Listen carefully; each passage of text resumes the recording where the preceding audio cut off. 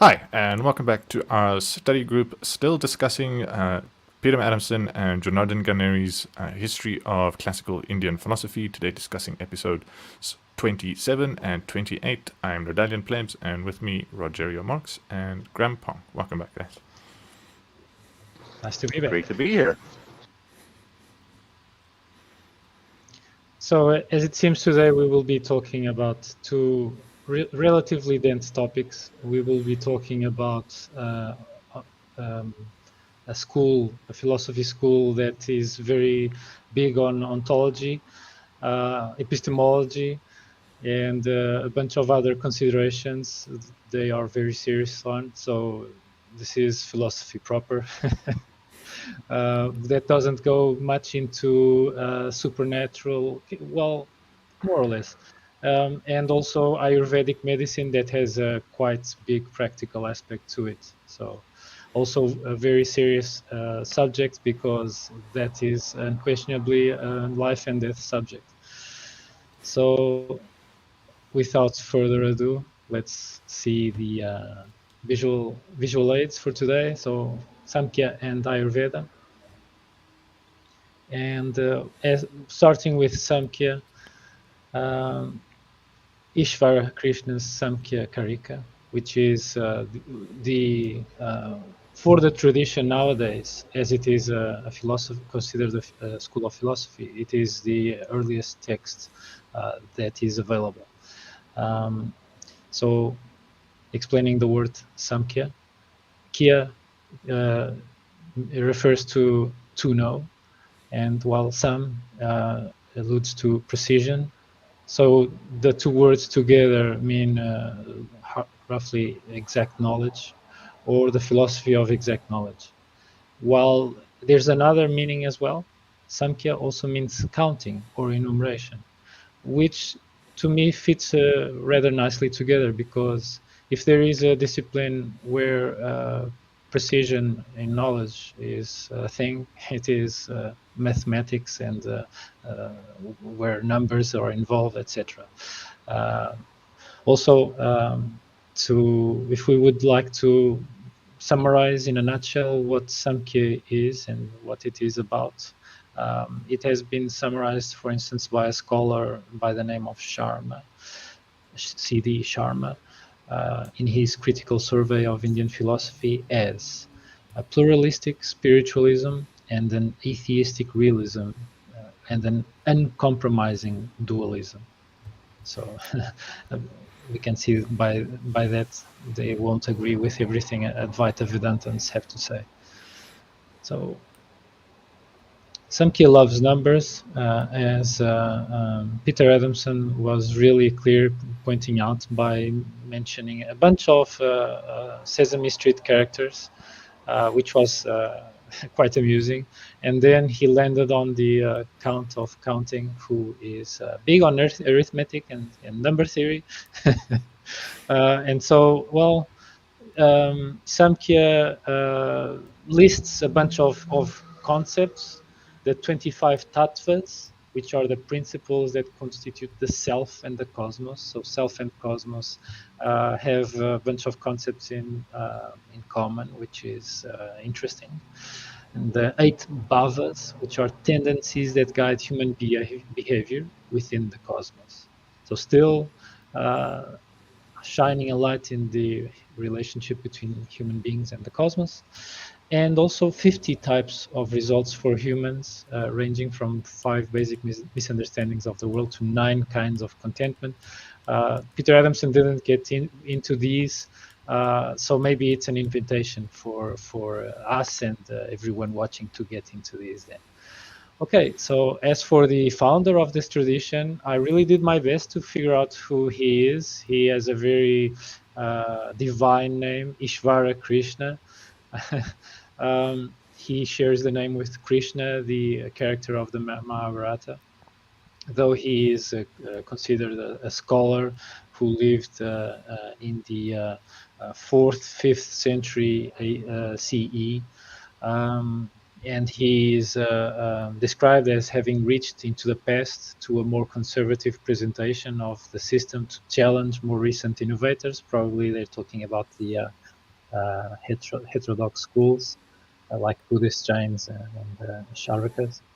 And well, his ideas are not really supposedly the definite of Samkhya. They just were the ones that survived, that came, and so they came to dominate the conversation since his time. So his legacy consists mainly in the Samkhya Karika. So quite different from the other foundational texts of other schools. It doesn't have sutra in its name, and it's because it's in the verse form.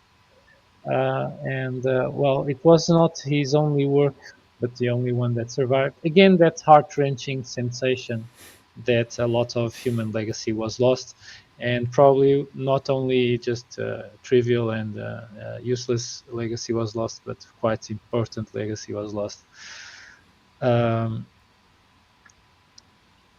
As for the sequence of torchbearers of this tradition, so there was a time before this tradition was considered a philosophy school, started by an individual called Kapila, who begot Asuri, who begot Panka Shaka, and then several generations of unnamed sages, and then eventually to Ishvara Krishna. So even to Ishvara Krishna, these guys were ancient. So we are just clueless here. Then there's this characteristic idea that it traces back to the earliest Vedas. So maybe the tradition that started the Vedas might have also started the ideas of Samkhya. And so maybe Samkhya, in a sense, starts with the Vedas, or even maybe predates some of the ideas of the Vedas. It might be kind of strange or heretic for someone to say something like that, but who knows? It might be possible. There's also in the Upanishads enumeration of principles that are from the Samkhya school, like in the Chandogya Upanishad. And the Mahabharata describes how the sage Pankashaka defeated other 100 sages in debate. So a nice story to show how awesome he is. Well, it also is worthwhile to mention one of the schools we will be approaching very, very soon, which is yoga. Yoga and Samkhya developed in concert with one another, and they share many, many principles. The founding text, Samkhya Karika, it also has many, many other texts. It frames an ongoing conversation. It's quite debate. It quite is framing debates and criticism and expected criticism and the responses to expected criticism and so on. So a pattern from ancient Indian philosophy, and it's benefited from at least 8 known early commentaries, including two fellows, two known names to us. One Gaudapada, who might have been the intellectual ancestor of Shankara of Advaita Vedanta. Scholars more or less agree on that. And another also really famous name, Patanjali, though scholars are quite unconvinced that this is the same grammarian Patanjali. The grammarian Patanjali already had his plate full. Give him a break.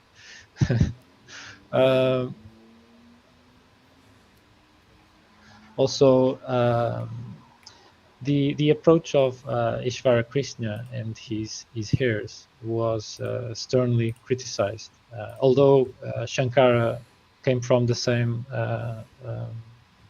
ideas, inherited the ideas of Gaudapada, he sternly criticized the ideas of Ishvara Krishna and his Samkhya. The only exception was their cosmology, their conception of self, and their epistemology. So long as they don't mention that there are two fundamental principles. Otherwise, Shankara will, if we mention those, Shankara will be cross. And so, well, Samkhya, of course, in contrast to Advaita Vedanta, is dualist. We will see how. So, Samkhya dualism, the concepts of Purusha and Prakriti. So, Purusha is a term that is found in the earliest of the Vedas, the Rig Veda, and it's depicted a more character-like entity, so a human-like body hacked by the gods in an act of creation. And this Rig Veda tells how the gods cut up Purusha in a world-forming sacrifice, fashioning its limbs into the different groups of Indian society, and hence there is a backing for the concept of caste society, in a sense. Some of the earliest references to that. Of course, I also found one in the Ramayana. So there are a few kind of references in there, either early texts, authoritative texts, or really important myths on that. But going back to Samkhya, so while in the Veda, Purusha seemed to be something like an originary human, complete with body. This term is viewed more abstractly by Samkhya. It is that which witnesses all, yet remains inactive, something like pure consciousness. So it's quite Upanishadic idea, in fact. As for the other principle, Prakriti, it is often translated as nature or primordial matter. If I were to try to graft something onto what is Prakriti, I would say something like, oh, it's probably quark matter or hydrogen. We can make everything out of hydrogen, including clay pots and spaceships and jam and everything else. So Prakriti, that which gives rise to all other things by undergoing a complex step-by-step process of transformation. So you see, hydrogen fits the bill really well, or whatever we might deconstruct hydrogen from. While Prakriti transforms, Purusha remains inactive, maintaining an unending silent vigil as it observes the development of Prakriti. So a bit like the whoever originated the Hollywood blockbuster creates the viewer experience. The viewers who do not engage with the film, they just sit there and do not alter in any way what goes on in the film. They are sitting there in the cinema or theater, watching the action unfold. So we are also, and Peter Adamson was also tempted to draw comparison with Western dualism, like Gnosticism. We haven't yet gone into Gnosticism. Peter Adamson behaved like we had. We wanted we wanted to first go through all ancient philosophy history. So there are themes in Western dualism, like good versus evil, mind versus matter, God versus universe, kinds of dualism. While Samkhya dualism is mostly cosmic, so it's above human beings. So this quote here from Ishvara Krishna: "Though Prakriti is productive, it is also unintelligent." So it's dumb matter. Again, hydrogen fits the bill. The hydrogen doesn't seem to care. Hydrogen doesn't seem to think. Without Purusha, there could be no awareness within the products of nature. So maybe something special happens when something that is apparently only made of hydrogen, like us, actually is convinced that it has awareness. So as for this transcendental dualism of Samkhya, it goes so far as conceiving basically a mind-body dualism at the cosmic level, not just at the level of human beings.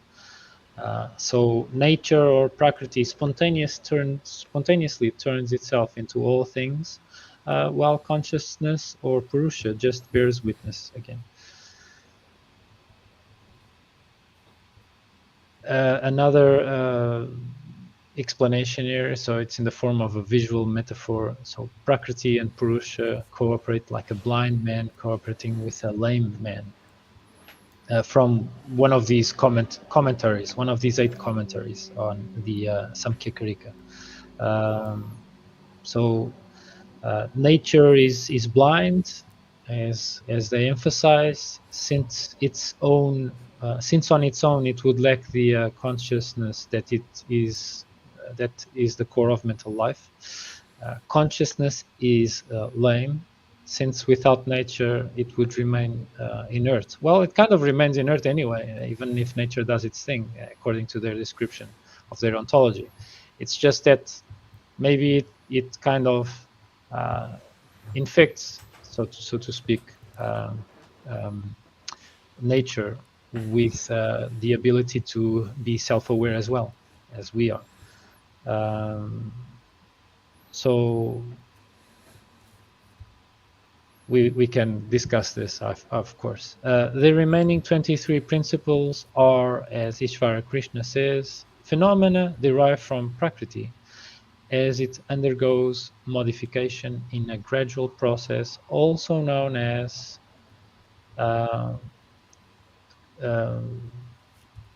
evolution, basically. So it's transformation. Hold on. So effects pre-exist in their cause as an explanation to why this Prakriti would create these other 23 principles.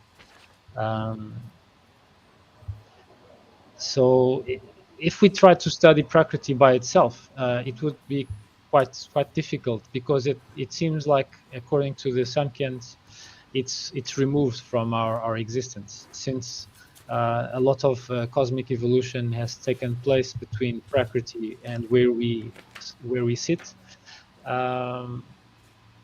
However, it's like the highest hanging fruit of knowledge according to their ontology, because it contains all other things implicitly.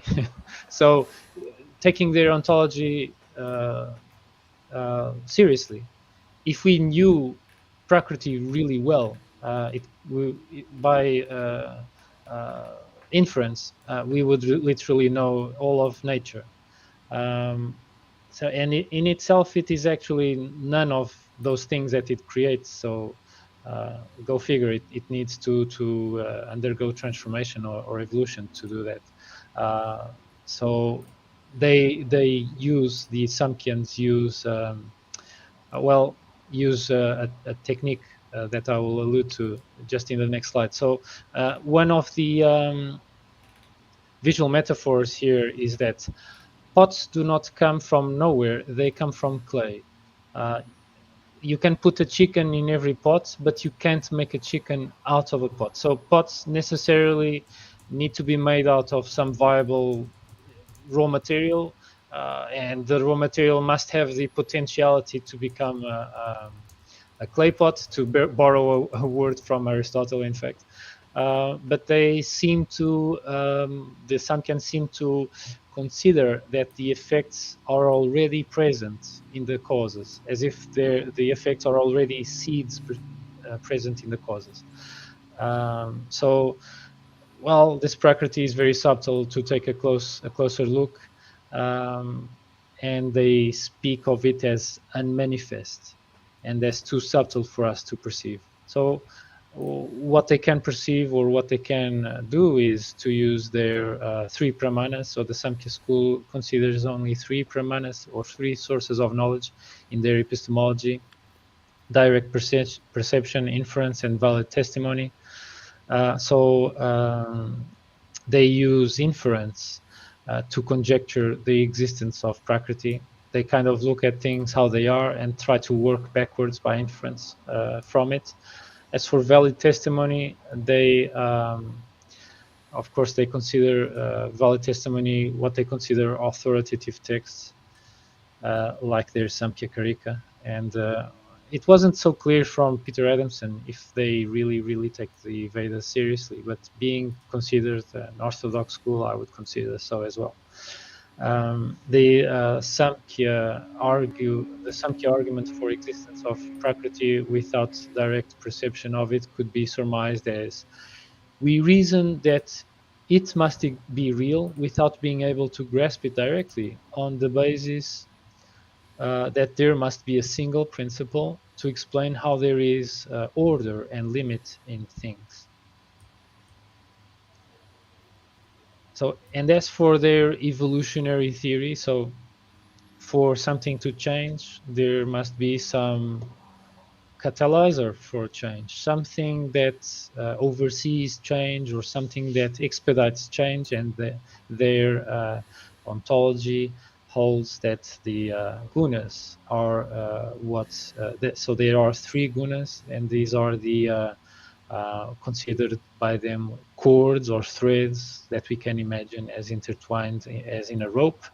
Uh, they are functional modes by which nature transforms. Each one of them has their own kind of personality, and there are interacting tendencies that are inherent in Prakriti. So even though Prakriti is, as they say, rather unable to think by itself, it has its own kind of tendencies or instinct, maybe could be the appropriate word. And so it's the gunas, the three gunas are sattva, which is associated with the sun, at least in the original version of this tradition, with the color white, with lightness, pleasure, and liberation. Rajas, which is was initially associated with the sky, and the color red. So probably not the sky at every hour, but at sunset or sunrise. Change and upheaval that causes suffering. While tamas was originally associated with the earth, associated with the color black, and heaviness, resistance, and despondency. So this is a striking combination of cosmological and psychological traits associated with each. Uh, so this is really a hallmark of this Samkhya school system. Well, it fits really well in how their metaphysics applies mind-body dualism to the entire cosmos. So they are kind of looking at what makes humans tick, and they're, at least from where I'm looking at them, extrapolating to the entire cosmos.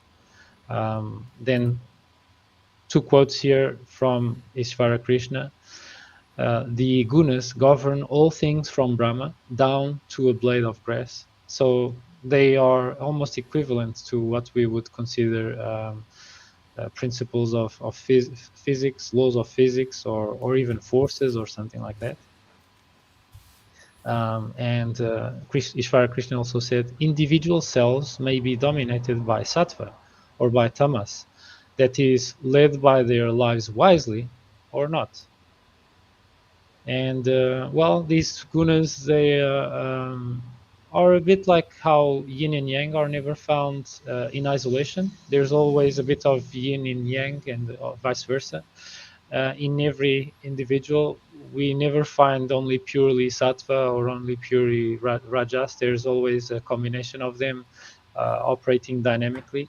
Although probably sages, people whom we consider wise, the Samkhyans would say that they are big on sattva and less on the other two, while people that are brigands and vicious or dedicated to unenlightened hedonism, they would say that they are more dominated by rajas or tamas.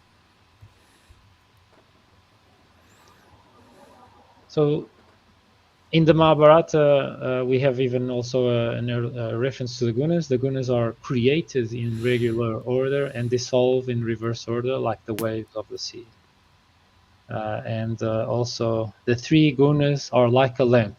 Ishvara Krishna would say cryptically, without explanation, while the commenters are kind enough to explain to us. Well, he's meaning that the oil probably is sattva, the fire is rajas, and the wick is tamas, and in combination they are all in three needed for illumination. Then besides the gunas, there is the interior organ consisting of three: buddhi, the intellect; ahamkara, the I making or identity making; and manas, what we would consider mind. So it's really interesting how they call one thing intellect and another mind, and they don't put it all in the same bag as we often might be doing in the West.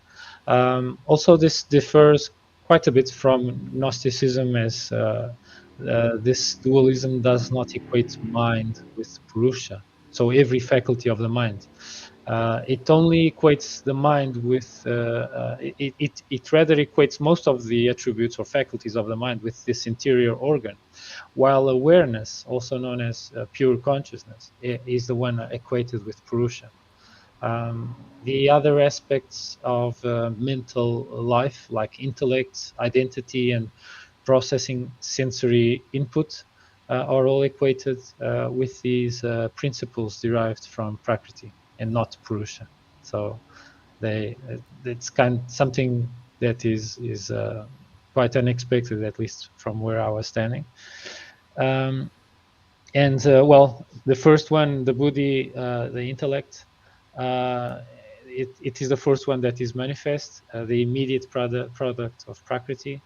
It's also known as Mahat, the great one. So, like we call, say, Mahayana and Mahabharata, Mahat is has the same root as these prefixes. A kind of impersonal, undirected thought or striving to create further stages. When I read this from Adamson, I was quickly reminded of two thinkers of modern times from Central Europe. So maybe, since I know that Schopenhauer read the Upanishads, and probably not just the Upanishads, maybe he was inspired somehow by this with his principle of striving, while Nietzsche might have been inspired with his principle will to power. So this is not to say that this is the case, but I found it interesting that there's some similarities here. While Ahamkara, eye making, it's the self-awareness, the ability to take a first-person view on things, just like we do, and each of us here, of us three, has a different first-person view of this live stream, basically. And then manas, or mind. So this is responsible for actual thinking and perceiving inner sensations, including pleasure and pain.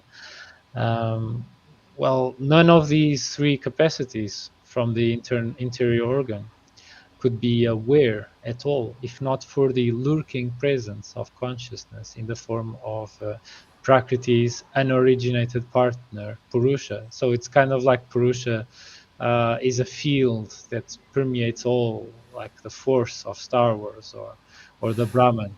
So just with a different name. As for the exterior organ, there's the five sense faculties, the five acting organs, so a bit more down to earth here, and the five sensing faculties: hearing, sensation, or touch, vision, taste, and smell, while the five acting organs: speaking, grasping, moving, excreting, and procreating. Funnily enough, they include excreting, but not eating. Well, go figure. Um, Maybe grasping includes eating as well. Um, as for the five sensible features of the world, well, they consider that since when the senses exist cosmically, the five elements, so Timaeus all over again from Plato, just with other names. or maybe Timaeus is this with other names, who knows. And so because these senses exist in the cosmos, have been originated by Prakriti, then spontaneously the 5 elements are also generated. So supposedly the generic sensibles actually give rise to the elements, and particular qualities like a given color can come about only once we have these physical elements and the compounds made from them. So the 5 elements, earth, aether or void, water, air and fire, Prithvi, Akash, Apas, Vayu and Tejas. And then, well, this was the basically Samkhya metaphysics. Now for critics against it. So Bhartihari, whom we spoke about in the yesterday in the previous session, he would object to everyday bodies being actually made of sensible qualities. He would go to say, if this were right, then there would be nothing more to a pot than its color, hardness, the metallic sound when it falls on someone's head, or and so on. So he wouldn't agree with the qualities being in the stuff made of elements. He would think that it's more fundamental than that. As for the other, well, it's the rather disconcerting way in which these 25 principles are cut across the cosmological and human realms. So basically, they wanted something that could apply one size fits all to both scales of existence, human life. 25 principles, they work nice. So, and also let's try to fit this onto our ontology overall. And they got to this model, and probably were quite satisfied by having just one system to fit these two realities. So, well, as for the first critique, later Samkhya would put the qualities on the objects. Early Samkhya or Ishvara Krishna would likely pin them to Prakriti, actually. So Bhartihari would arguably be critiquing later Samkhya. So the Prakriti, this quasi-material principle that has ultimately transformed itself into the things of everyday experience, that is the thing that has the qualities, not the end results. As for the second critique, so these principles take in sensation and the sensible, the mental and the material, the private and the public. So it's we are kind of tempted. Does this really make sense? So we're talking about such different scales of reality, such different realms of reality. Well, they say since the cosmic mind gets psychological and sensory powers first, and then produces for itself the physical entities like the elements, they say, well, we are justified to suspect that the physical aspects of the evolution are really just a kind of illusion, a kind of show that the mind, this cosmic mind, puts on for itself when it is bound to nature. So one thing that Shankara would agree on. So yeah, agreement with Advaita Vedanta, the phenomenal world is like a dance watched by the audience, that is Purusha. So this is an argument, another argument for the physical world being projected by the cosmic mind, is that the same forces that yield a person's mind and body also give rise to a physical universe. So this reuse of principles, they reuse them to justify. And well, going forward with this, showcasing the disagreement with Advaita Vedanta, Ishvara Krishna would say the fact that there are different courses of life and experiences proves that Purusha itself is many. So, well, just like I mentioned before, just us three here having different points of view and different perspectives, it's like we are seeing the cosmos with our different keyholes. and we cannot instantly and without any effort have the same ideas or the same information. We need to communicate to bridge those differences, or to nullify those differences. But these differences are exist, and they are not removed unless we do efforts to remove them. So apparently, you have one pure consciousness and I have another.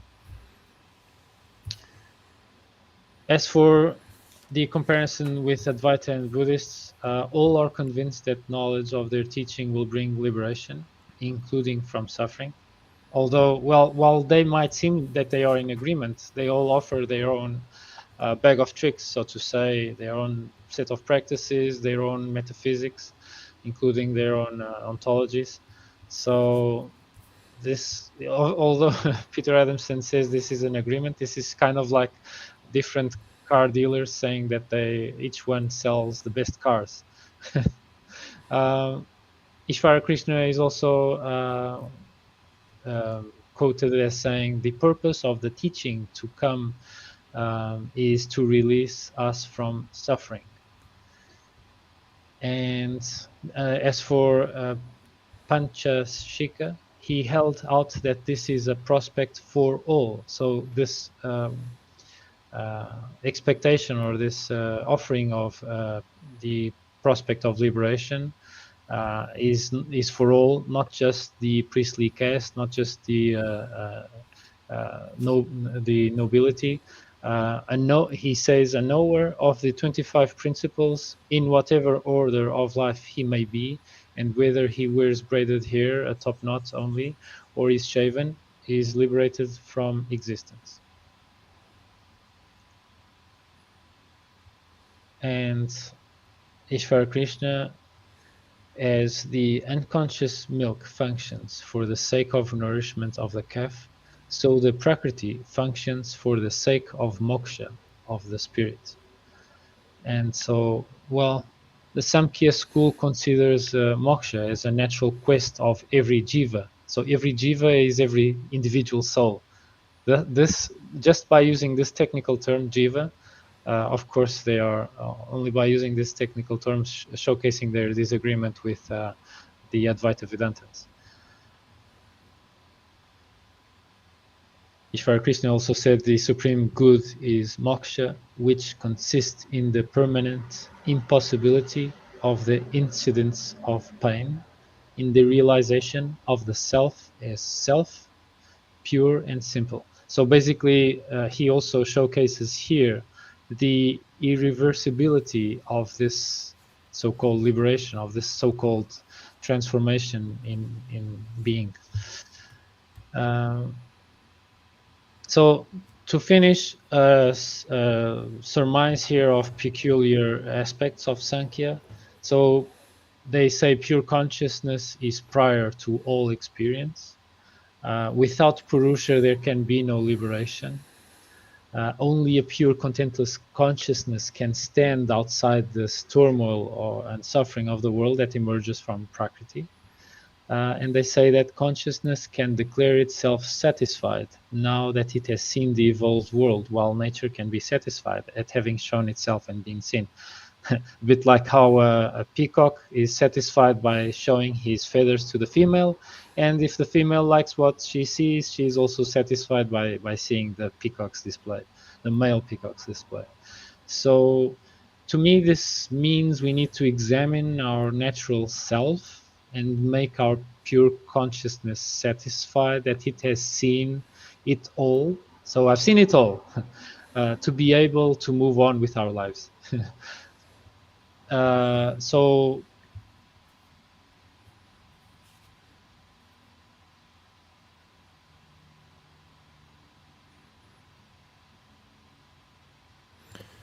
Oh dear. what do we need to Seem- give up? And I think so. We had So- a connection. Sorry, Okay. Rogério, No problem.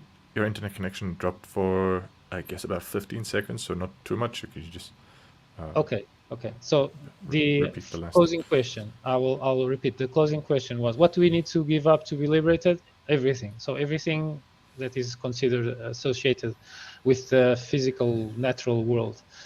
We must let go of all physical action, all sensation, all mental activity, even any sense of individual self saying, I do not exist, nothing is mine, I am not. It kind of seems like we are dissolving into Purusha. A bit similar to Ollie's Brahman. I am identified with Brahman from the Advaita Vedantins. This is what it means to identify with the passive witness that is Purusha. Also, Ishvara Krishna calls this an escape from ignorance.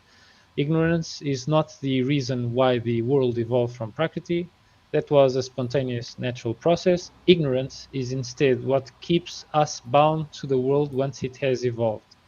So it's kind of like we are in the realm of the performer or the performance, and we need to figure out how to kind of graduate to the realm of the audience.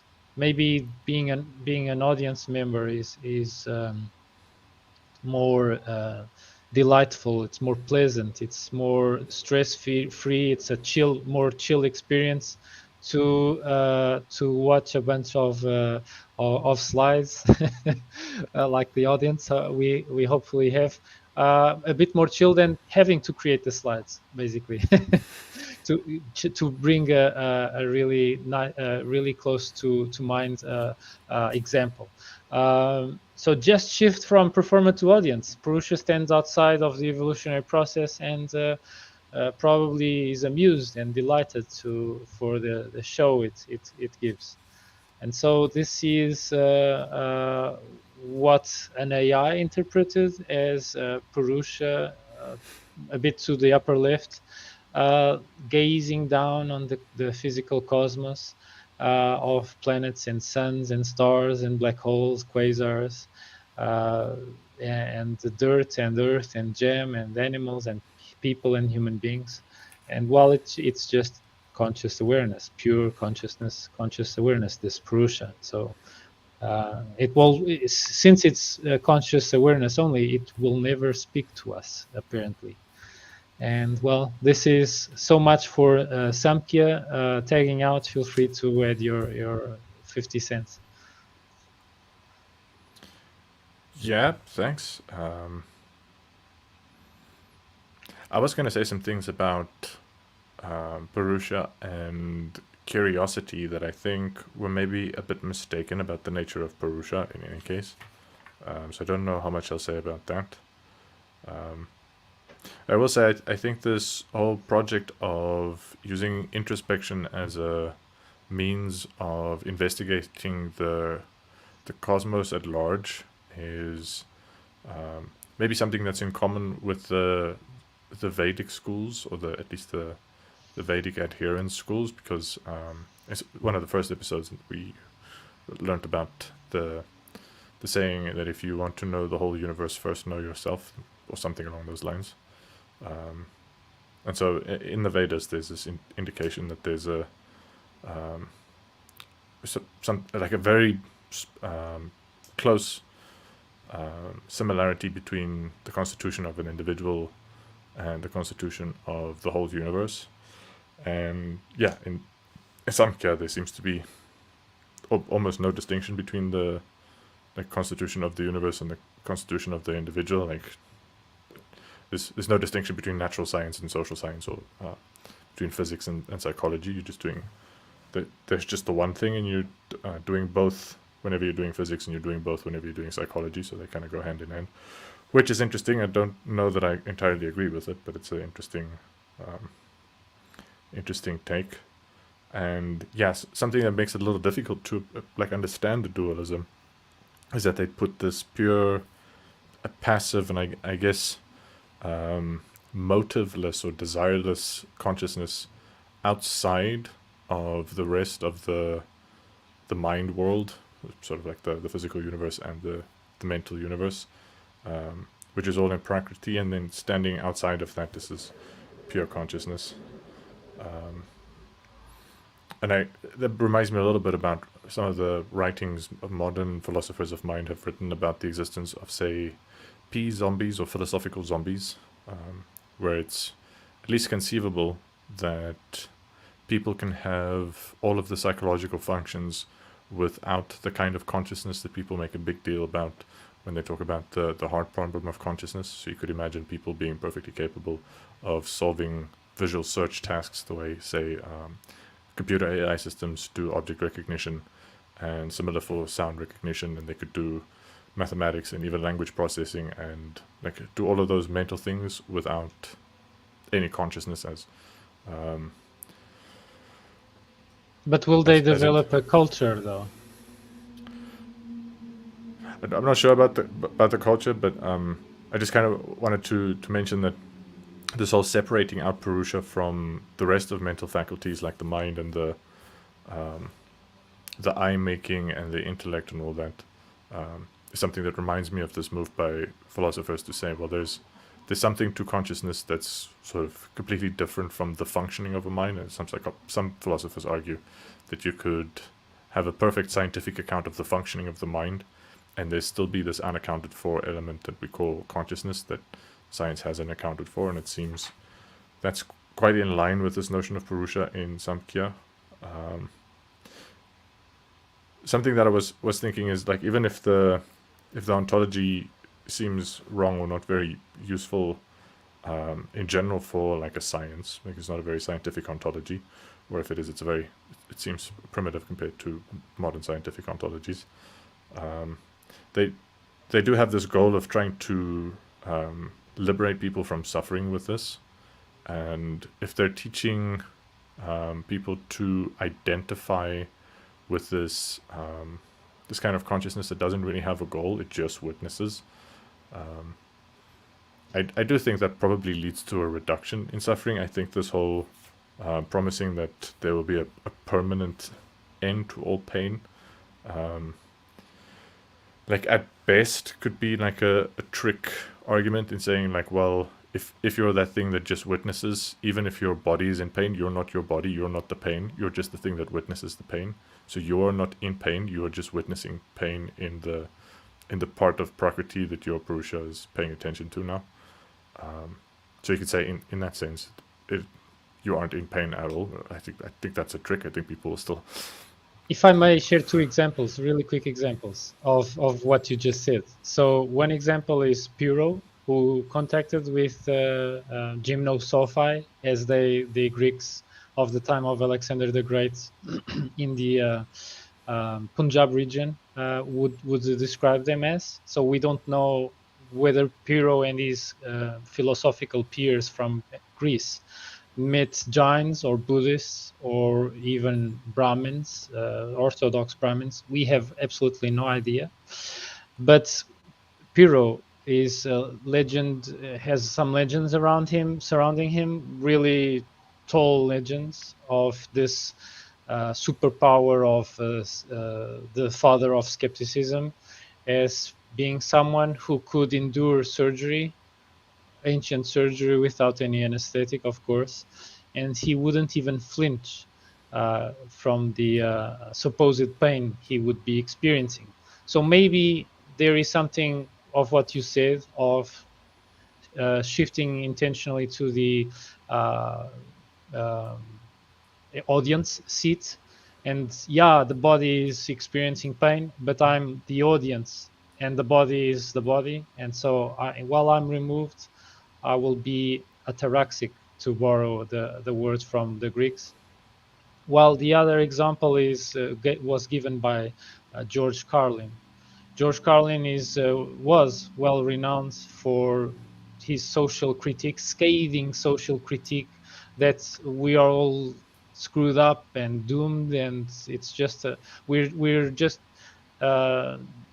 digging our own grave civilizationally. Basically, the Earth will be fine. It's kind of paraphrasing what he says in his shows, which, to be fair, are not just humorous but very, very philosophical if you look at them with the Peter Adamson lens. You'll find all kinds of cynicism, skepticism, making fun with hedonists, etc., there.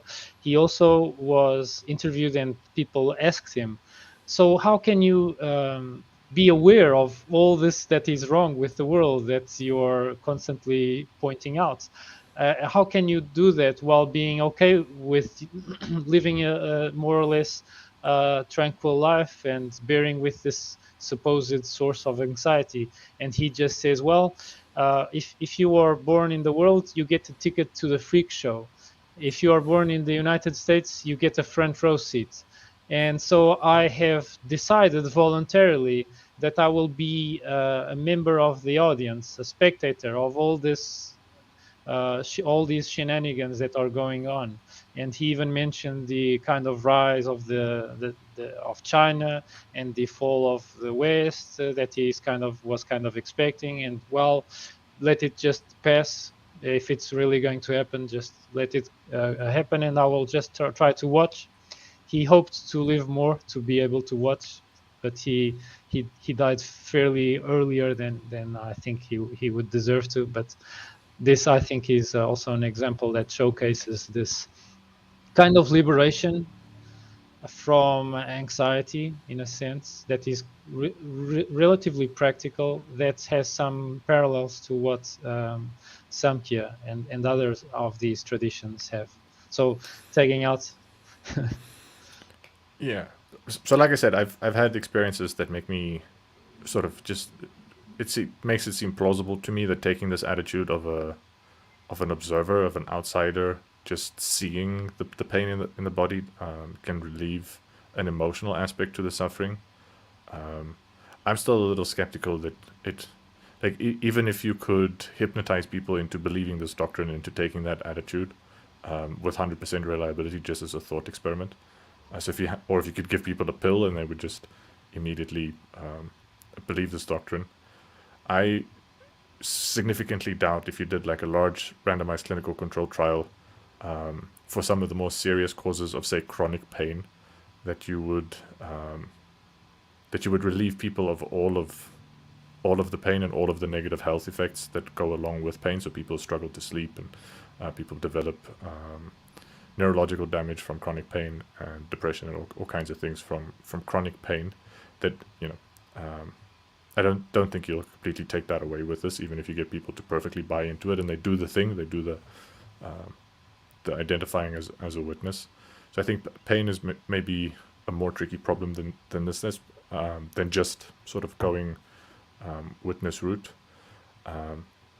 I think maybe some people have the capacity for pain tolerance that would make it possible for them to do things like set themselves alight and just calmly sit and take the pain, whether yeah, they believe the school like the or whether they Buddhists in believe. Vietnam. Yeah. So if whether they're Buddhist or whether they Samkhyan or whether they like, I don't think it's the doctrine or the knowledge that does that. I think different people are born with different pain tolerances and different capacity to self-regulate in the presence of pain. So we also can't, like the Buddhists who self-immolated, we don't have access to their inner experience to know how much they weren't at all experiencing pain and how much they were just really good at sort of maintaining a calm pose while suffering excruciating agony. Like, I think some people can be in excruciating agony and not act on it. So how Just much like are they? just as we don't know if the legend of Pyrrho is actually true or not, and also if George Carlin was really being sincere and honest, or if that was a veneer. Yeah, we don't know the degree. My suspicion is that there's no philosophy in the world that put a permanent end to all of your pain. Although I do think there are techniques and there are, say, worldviews, darshanas, that can make dealing with pain easier than it otherwise would have been. And there are worldviews that make things that are otherwise just annoying much worse than they needed to be. So you can view things in a way that make it worse or better. And there are techniques for torturing yourself emotionally more than you have to suffer, and there are techniques for suffering less than you otherwise might have. But yeah, I think that kind of goes with the territory of these people maybe speaking a bit in hyperbole, and sort of over time with a tradition, later teachers sort of talking, boasting about the achievements of prior teachers, and maybe in the in the successive generations of boasting, the claims get a little inflated. Just they- like the car dealers. Yeah. So that last note I have to talk about is the gunas, and something that's surprising that didn't come up is how they may be related to the Trimurti. Maybe they're not at all, but I thought there might have been some Perhaps. link between creation and maintenance, or not maintenance. What's it? It's so creation, destruction, and preservation. Preservation. Yeah, I could only think of maintenance now, not preservation. But yeah, I was wondering if there was any link between the gunas and the Trimurti. It didn't seem like it from Peter Adamson, at least directly, but conceptually, it seemed that there might have been some kind of link. Yeah, those are the notes and comments I had written down. I'll tag out over to Ram. Yeah, what jumped out at me was a lot of the psychological aspect that they were going on it. And it's like they're, that where they base their dualism off of is, as we've been talking about, it's the actor and the observer, the actor and the audience. And that becomes difficult when you're having the actors on stage not being consciousness, when you're dividing up into the Purusha has to be in the audience, so now you have actors that have no consciousness, and it makes for at a certain level of analysis some real difficulty trying to make sense of stuff.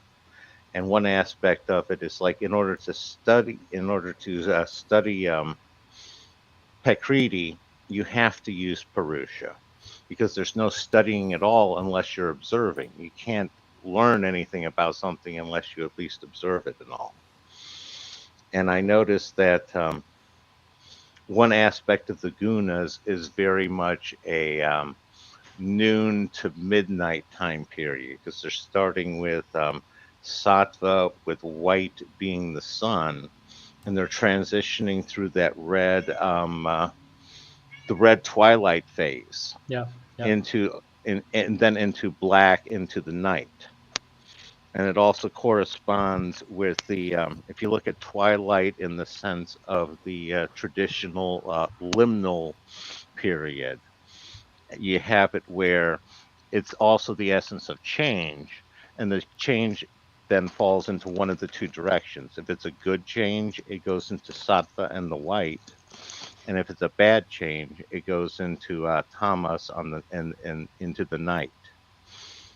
And that also carries over in the idea of with the internal organ. It seems incredibly like, again, I'm fairly familiar with Jungian psychology, and it breaks it a lot into where he was going with it, where you have the buddhi is basically like the unconsciousness that underlies everything, and then you have the ahamka. Yeah, I just mangled it. The eye making one, ahankara.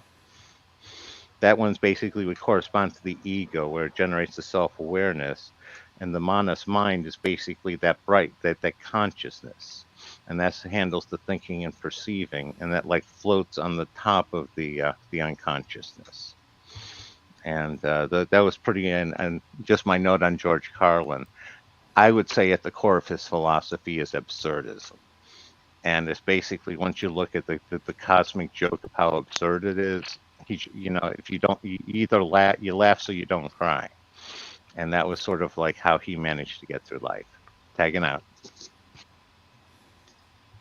Yeah, I agree with you. George Carlin was an absurdist. Well, it would also be really handy, since his writing was a lot of humor as well. Was for comedy, that he himself would perform. So he wrote brilliantly and performed brilliantly, and I also see a lot of parallels with Diogenes the Cynic in the the stuff that he said in his shows. I'm not so familiar with his more serious, so to say, books that he also wrote.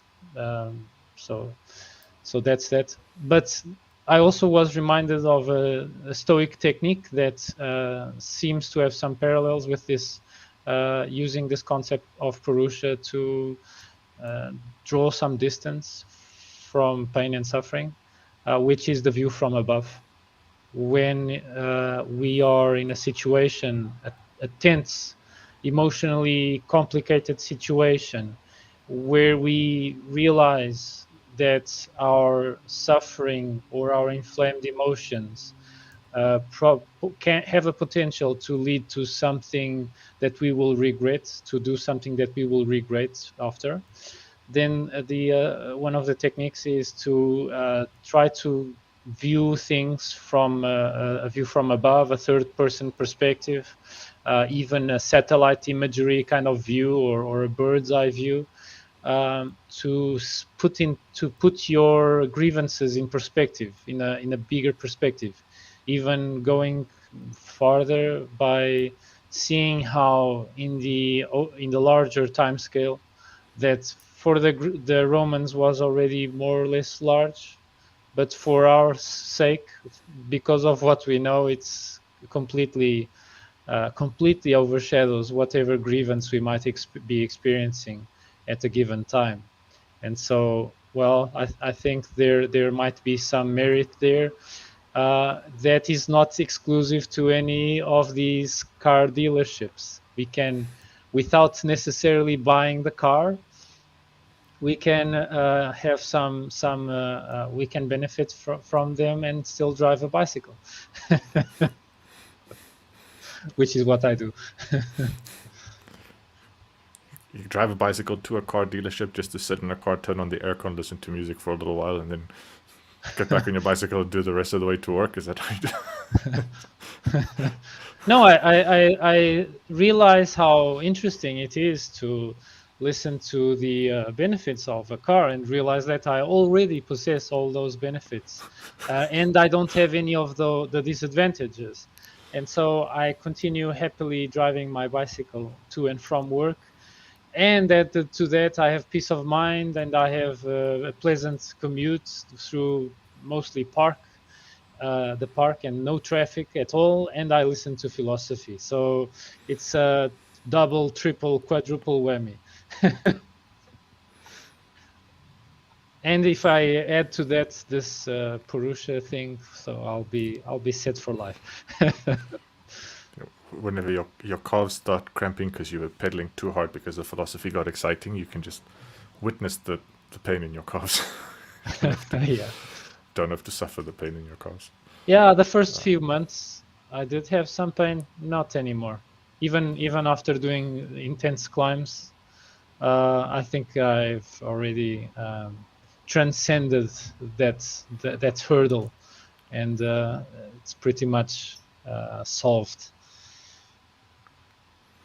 Okay, and so speaking of bodily health and fitness, we have Ayurvedic medicine. So if you want to add anything regarding Samkhya, please do. Otherwise, we will delve into Ayurvedic medicine. Hey, you copied a couple of interesting notes about the Trimurti and the gunas. So maybe we can. So, okay, so it came from Hinduism Stack Exchange. Apparently, there is also a Stack Exchange for Hinduism.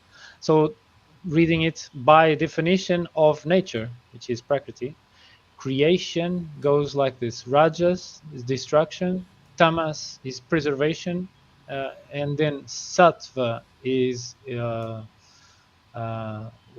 Sattva is supposedly the preservation is Sattva. Yeah, preservation is Sattva. Sattva, Rajas, and Tamas are listed in that order because from Vishnu, Sattva's navel, originates Brahma, which is Rajas, who creates all worlds. From Brahma's forehead originates Rudra, which is Tamas, who destroys all worlds at the end. So it's strangely not called Shiva. Also, humans need to progress from tamas, rajas, sattva in that sequence. We cannot jump from tamas to sattva directly. It means Brahma controls Rajoguna. He channels it for creation, which is this is funny because Nietzsche also had a similar concept, which is was the evolution from camel to lion to child.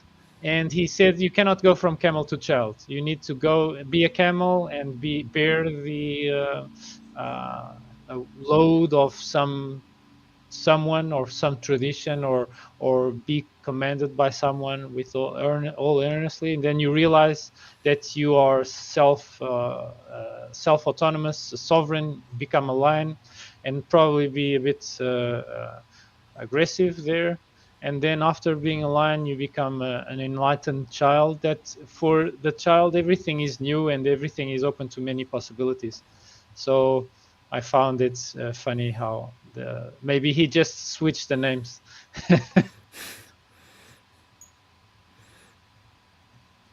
Yeah, I wasn't even aware that tamas, rajas, and sattva could also be put in order for this kind of sequence of self-development. Yeah, so that would be like a kind of from despair to. Can you go back to the slides for Yeah, for sure. Tamas, Rajas, and Sattva? The Sattva is easy enough. It's like enlightenment or liberation or a feeling of lightness. But the Tamas and Rajas are both unpleasant, just in different ways. So Tamas is a heavy resistance and despondency, and Rajas is upheaval that causes suffering. So like maybe agitatedness. Yeah, the lion, basically, the lion who is very agitated and aggressive. And the camel bears weight. While the child is experiencing a childhood. It's pleasure, liberation, just playfulness, lightness. I can see both of the systems having quite a bit of similarities.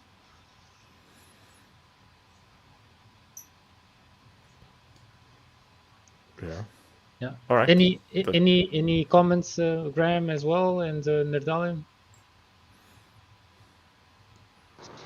No, I'm good. I was going to sit there and say, makes sense to me. Hey. Yeah, thanks for that. If you go on to As Ayurveda. early Ayurvedic medicine. So, of course, well, just as we have had Hippocrates in the ancient Greek world, we had the Kemetic sages performing chemistry and medicine and whatnot in ancient Egypt. In ancient India, we had the early Ayurvedic medicine, and this medicine addresses threefold suffering that is mentioned by Shvara Krishna in his Samkhya Karika, but he did not explain. Again, commenters go to the rescue, Gaudapada namely. Suffering is threefold because its cause may be internal, external, and or divine.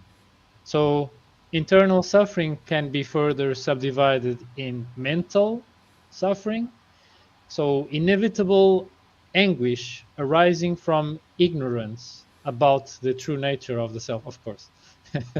Again. And bodily, well, this is much more the domain of the physician. So bodily caused by the disordering of three substances within the body, and they have the system which is so similar to the system of four humors, but they have three. So wind, bile, and phlegm. And then the big shots of the founding text of Ayurveda, Karaka, in his text says he's just passing on wisdom first handed down by the gods to the mythical Asvins, who are also mentioned in the Mahabharata, then passed down to Atreya, then to Karaka. So just as the Samkhyans would back up their position and their authoritativeness with being mentioned in the Rig Veda, the Upanishads, and the Mahabharata, also the Ayurveda folks also use this argument. So we shouldn't look at the three humors, bile, flame, and wind, as really humors that need to be in balance, but more like pathogens. It's almost like they are latent pathogens. Also, Peter Adamson mentioned that the book written by Karaka is called the Karaka Samhita. Again, Samhita because it's in verse. Authored or compiled by Karaka. And so here are the three doshas or humors, but not really humors.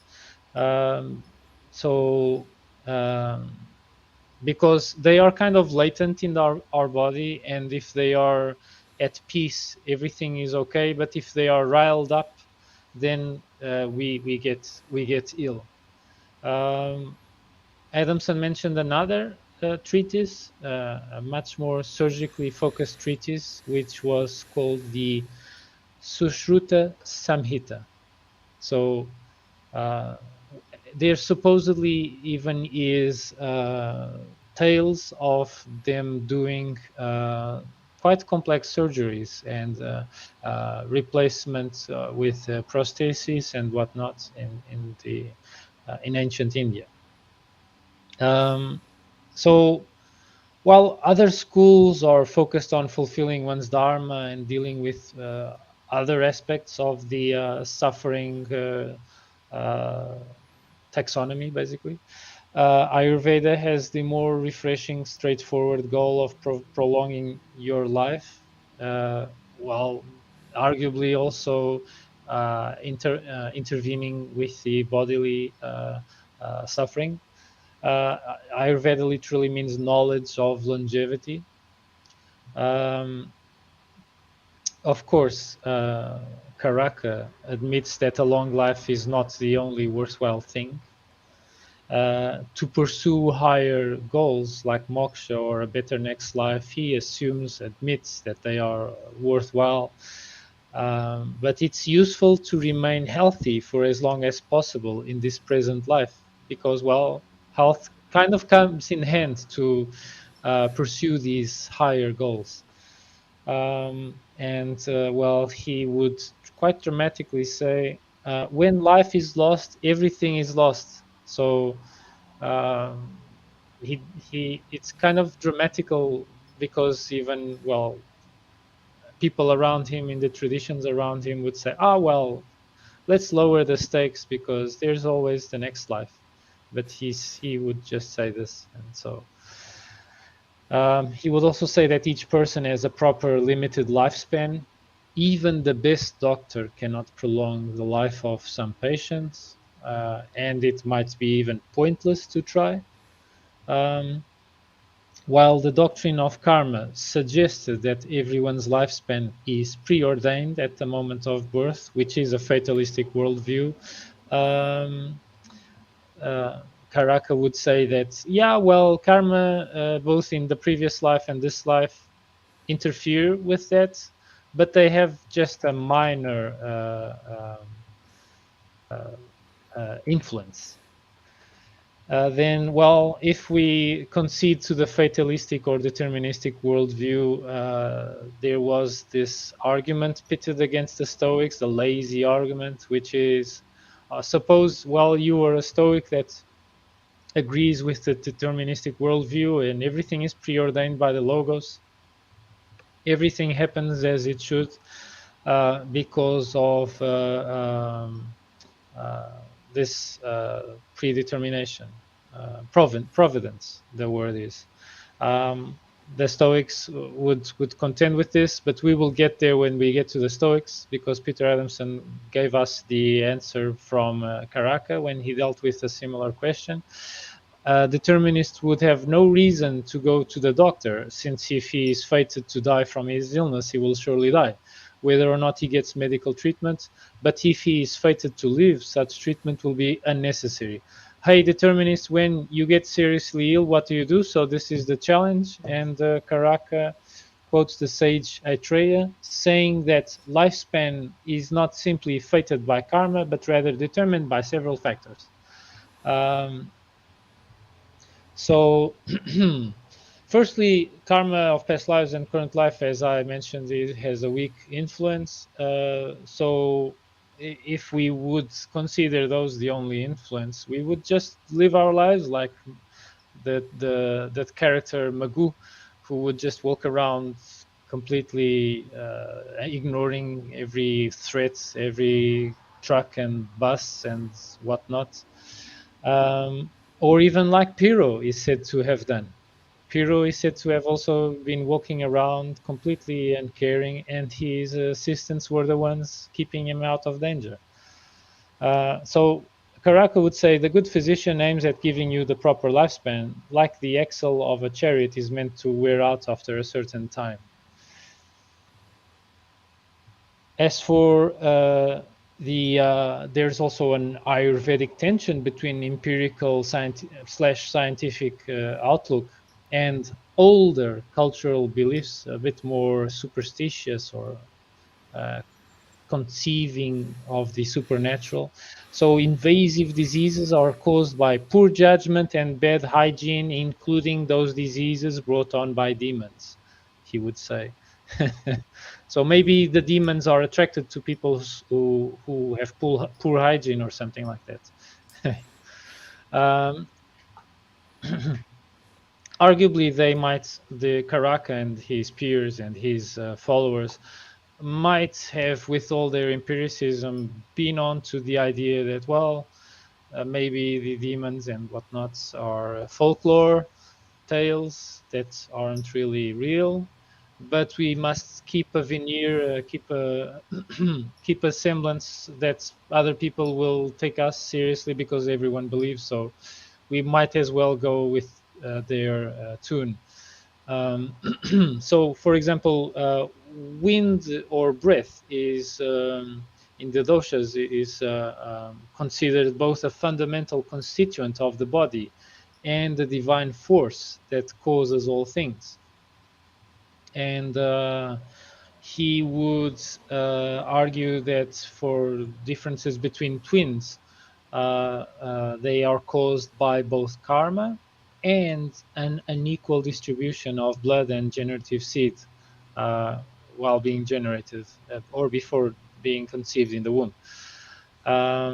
So these doctors, these very, very ancient doctors, they seem to do a synthesis of their empiricism with supernaturalism.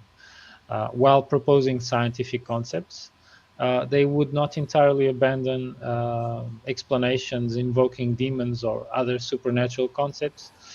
So at the first glance, we might kind of accuse them of being hypocrites, but maybe they were onto it and they just mentioned those so as to explain to other people, because they would understand when the conversation would involve demons, maybe they would be more impressed and would adhere to the treatment faithfully, because that was this kind of semiology of the time.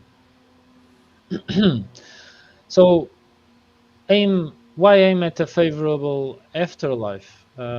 Caracas invokes his four sources of knowledge, so he has one more than the Samkhyans, so these pramanas, so authority, perception, inference, and also reasoning.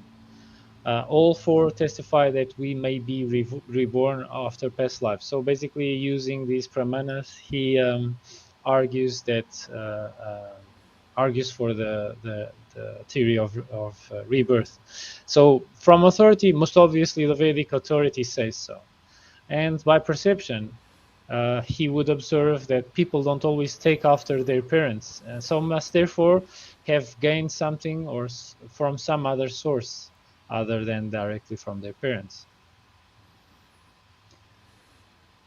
So, and as for going back to authority, Ayurvedic teaching is supposed to have come ultimately from the gods themselves. As for inference and reasoning, Karaka works with theoretical premises, clearly the result of inference and reasoning. And as for perception, perception is a pretty big deal if you're trying to diagnose a disease. So he would go so far as to say, what is the most important pramana? It is perception. It is important for diagnostics. So there's this concept of sushruta. We should examine a patient by using all 5 senses and also by asking questions. What would nowadays be called taking a medical history or doing a systems inquiry or systemic inquiry. So also, as for advice for training for surgeons in the Sushruta Samrita, no one can teach you what to do in every case. You must learn by doing. There's the primacy of practical experience, non-verbal learning, basically. So not all learning can be propositional. You need to, if you want to become a surgeon, they would advise before performing surgery on human bodies, practice with melons, gourds, hunks of meat, and other items similar to anatomical body parts. Something that I've seen surgeons of today do in certain parts of the world, like for instance Japan. Kind of like slicing a grape and then sewing the grape back together perfectly. To quote Wajustuk from a book called Well-Mannered Medicine, he would say on Ayurveda, neither theory nor practical experience suffices on its own. To use only one would be like a bird trying to fly with one wing. So, well, a good doctor must understand that the principles that give rise to the human body and that influence the constitution of each and health of each individual body. So universals are a really important starting point, but using reasoning to figure out the individual characteristics of the individual patient are of utmost importance, something that Hippocrates and his intellectual descendants would agree on. As for its agreement with Samkhya, the Ayurveda doctors agreed on the existence of 5 elements composing our body and our food. And they would even classify foods, which comes in handy because if the foods have a certain characteristic or a certain group of characteristics, and the illness has a certain characteristic or certain groups of characteristics, this is really typical of Ayurveda. The Ayurveda practitioners will recommend foods that have the opposite or none of the characteristics related to the illness, so as to at least not favor the illness further and let the body just lose those characteristics of illness. So different foods are classified in accordance with 6 flavors: sweet, sour, salty, bitter, pungent, and astringent. Build-up of harmful humors in the body can be combated by eating something with an opposite nature. And they also have this theory of what happens after digestion, that the food is transformed in this nutritive juice rasa, which passes into the heart and then is circulated around the body. So I'm not sure if Peter Adamson equates rasa with the blood, but it seems so. As going back to the doshas or the so-called humors of Ayurveda, they interrelate, they interact. Bile and phlegm are opposed to each other, while wind plays a more fundamental leading role. In some passages, blood is also treated as if it were another of the humors, as a chief product of nutrition, which goes into the body. For it also transforms for females in menstrual blood after a month, and also for men after a month transforms into semen. Blood can also cause disease when corrupted or in excess, which, interestingly enough, in Ayurveda there is also the concept of bloodletting, due to the this concept that it's possibly the blood that is in excess, which in some illnesses, because they don't have diuretics, it might make sense. In some illnesses, like illnesses that produce edemas and overloading of the hearts due to hyper volume bloodletting in these circumstances, from my understanding, could make sense, and hypertension as well. So bloodletting, if you don't have any diuretic like furosemide, well, it's the only option you got, but practice it in moderation, because you can also die from anemia. So while bloodletting is a thing, Sushruta also remarks that blood is life. So something that even today cardiologists would agree with, and as Peter Adamson joked about, also vampires. Here, drawing comparisons with Greek and medieval medicine, drawing from Galen. Galen understood the humors blood, black bile, yellow bile, and phlegm as constitutive substances that are normally present in the human body, that need to be qualitative in balance, while in Ayurveda the three doshas are initially conceived solely as sources of disease. Early sources do not mention a directive to keep them in balance. They only of keeping them from being riled, basically from manifesting or from becoming corrupted or chaotic or something like that. So it's only when the doshas are stirred up that they cause illnesses. And I really chuckled with this one from Peter Adamson. So you would say that there's a modern day Western comparison that actually works with, is actually similar to Ayurveda. So in Italy's folk medicine, you may be afflicted by a colpo diaria, the dreaded blast of air that will likely lead to a sick day off work, assuming you aren't already on strike. So quite savage, this Peter Adamson. Because, well, for people who don't know about the Italians, they are stereotypically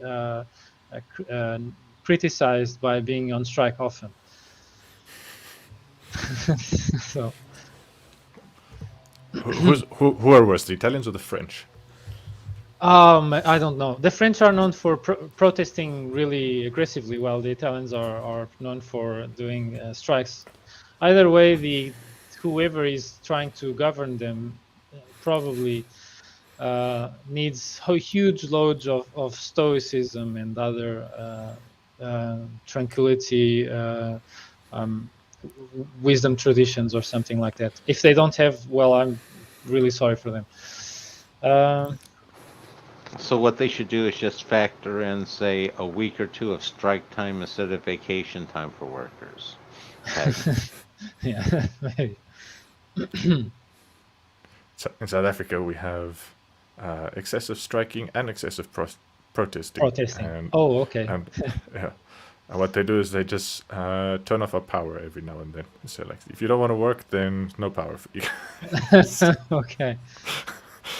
So using the stick of the Arthashtra Shastra of That's Chanakya. I think it's That's not really punishment. I think that's just genuine karma. Like if the government employees don't work enough, the maintenance doesn't get done, the system kind of breaks, and like Yeah. now there is not enough power to go around. Okay. Karma. Yes, karma really does work. Sometimes it needs a help, so it's faster. But well, you have what you got. So going back to Ayurveda, the high caste doctors would supposedly practice on a charitable basis. Maybe they are better off to start with and don't need to practice medicine as so much as a business as the Vaishya caste. So doctors would presumably receive payment just like any normal business. Oh, I just sorry, I pressed escape. I'll just start to present again. Sorry, technical difficulties. Sorry about that. Okay. So the doctor trainees would even adopt distinctive outfits according to the master they trained under. Presumably, thus people would recognize their kind of school, their kind of medical school easily. So Sushruta would say generally, broadly, that the doctor should dress in white and carry an umbrella and a stick. I don't know if the stick is a walking stick or for some other purpose. They didn't explain. Karaka and Sushruta agree that moral probity is of the utmost importance in practicing medicine. So, of course, doctors, it's really important that doctors are perceived as honest people and demonstrate that they are honest people. After all, people are putting their health and their lives in their hands, and so yeah, it's really important for the practice of medicine, regardless of the culture, that there is some ethics, the deontological ethics, and perhaps even virtue ethics associated with medicine. As for going into medical ethics, they would say the patient must trust the doctor and the doctor must earn this trust. Therefore, he must demonstrate that he is trustworthy. Medical texts do prescribe the consumption of meat. Oddly enough, some diseases may be, it turns out, related to who knows, protein deficiency or something like that, or vitamin B12 deficiency, or any other nutritional imbalance. And so it possibly would make sense. It possibly would be empirically verified, even in those times, that meat as a treatment might have worked. Even drinking blood as a form of treatment. So blood would supply hemoglobin for those anemic folks. Those anemic folks practicing vegetarianism without having knowledge of where to get their non-heme blood, non-heme hemoglobin. So maybe it might be related to that. The oldest texts treat this using meat and blood as a matter of course. But of course, later commentators, they are probably made nervous by other schools like the Jains and Buddhists, who were quite critical of involving suffering, animal suffering in whatever it is, even medicine. So they depart from the strictures of using these due to the ahimsa doctrine. But in medicine, we are pursuing health, not dharma. So sometimes you can't make omelets without eggs. There is also a list of patients that a wise doctor will not attempt to cure, according to Karaka. So terminal illness, of course, in that situation, you can only provide more supernatural solace. Maybe the Vedantans, Sankhyans, etc., could say something to help the person with this transition, while poor people who cannot afford treatment, which is maybe a bit callous or cruel. But then Sushruta suggests that doctors who collect fees should waive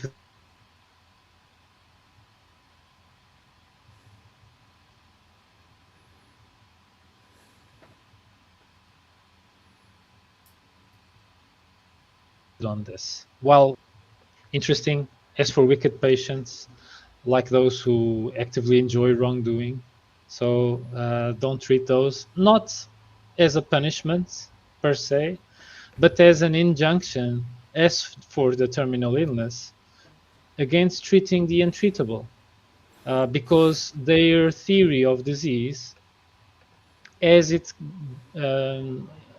has a bunch of stuff in common with Samkhya, also the diseases, or in their philosophical position of the Ayurveda, are actually caused by bad character and bad judgment. And since these people who are in Rajas and Tamas, and they won't go to Sattva anytime soon, they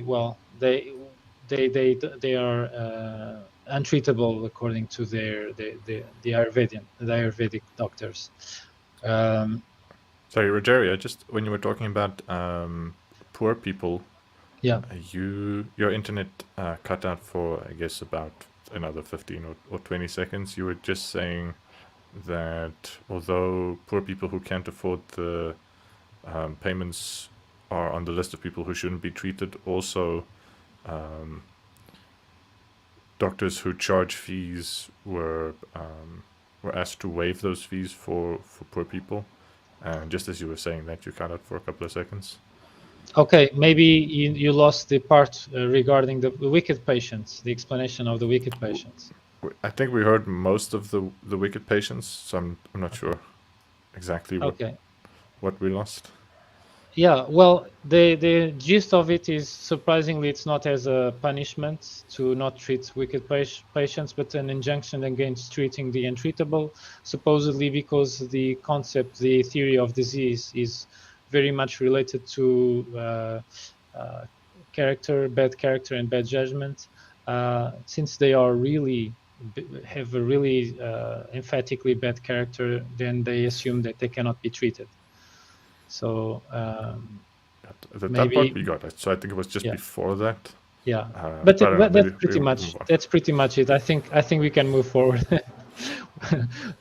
Leave those wicked patients alone. Yeah, just leave them be. So this other figure, Aitreya. So on epidemics, the Ayurveda places an emphasis on individual constitution to explain diseases. So epidemics remain kind of unexplained. They arise mostly from corruption of the air or water in the place where the victims live. Well, we could ask, are we really meant to believe that everyone in a plague-ridden city ate the wrong foods and indulged in debauched behavior? Not quite. Aitreya responds, epidemics are brought on by wicked political rulers. It is their evil deeds that cause their lands to be abandoned by the gods and thus afflicted by adverse weather conditions.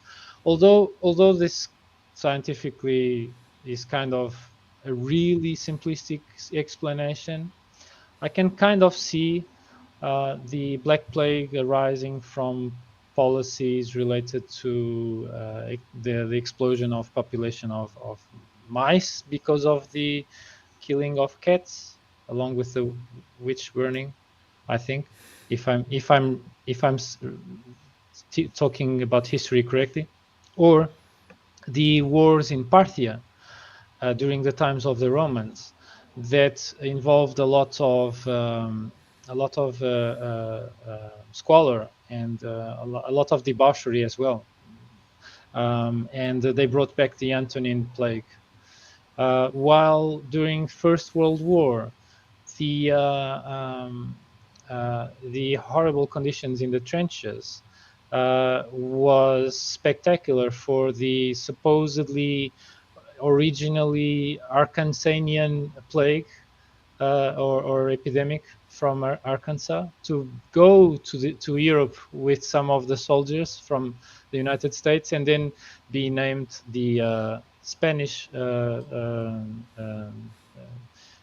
Spanish disease, or what was it? Spanish flu, yeah, because only the Spanish journalists were reporting on it. And so yeah, maybe they have a point, because if the rulers were wise, they would try to tone down these risky behaviors that would lead to all this possibility of plagues. And to get a more recent example, we are still not 100% sure how COVID-19 arose. It was either zoonotically passed on from some animals that these people from the Southeast Asia, namely China, really like to sink their teeth in, um, and be with them in horrible conditions, arguably a lot of squalor. Bats, pangolins, etc., armadillos, etc., etc., etc. So many different animals there in cages, or from a lab that does experiments of increased gain of function in viruses, and so we don't know which one of them. But genetic studies on the virus seem to indicate that it is actually natural, native, not human manufactured, and so maybe the first explanation is the likeliest. And either way, it seems that the foolishness of insisting from Mao Zedong's time, that people, yeah, you just dying of hunger, eat whatever, eat everything that moves. And so this, I think, is created bad karma that creates all this risk for zoonotic plagues to occur. So yeah, I think the Ayurvedans have a point there. There's a lot more nuances that we know scientifically, but maybe foolish people in big numbers acting foolishly because of foolish leaders, even so, might create the risks for epidemics. And then there's also the interaction between Ayurveda and the Vedic authority. Karaka and Sushruta seem to struggle to associate themselves with Vedic authority to bolster their position and their trustworthiness. And also the word Ayurveda itself is found in the Mahabharata for the first time. However, they transcended the concepts in the Vedas and the Mahabharata.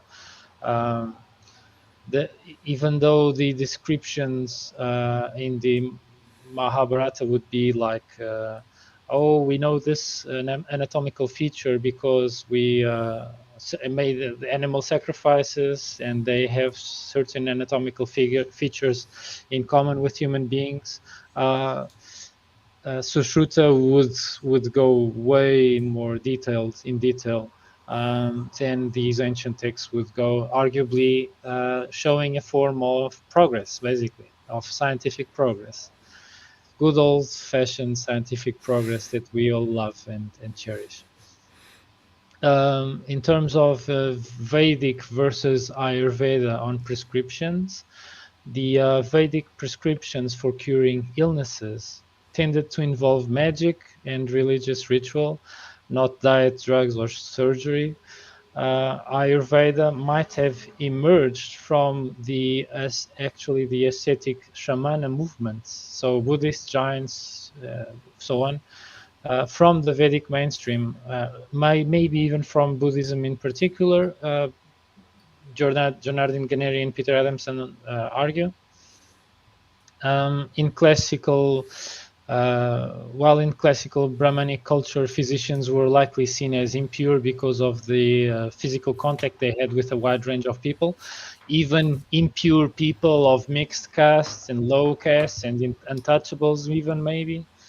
So medical men were likely to be vagabonds, itinerant healers, rather kind of like the equivalent of sophists, but for medicine, rather than the respected and nattily dressed aristocrats portrayed by Sushruta and Karaka.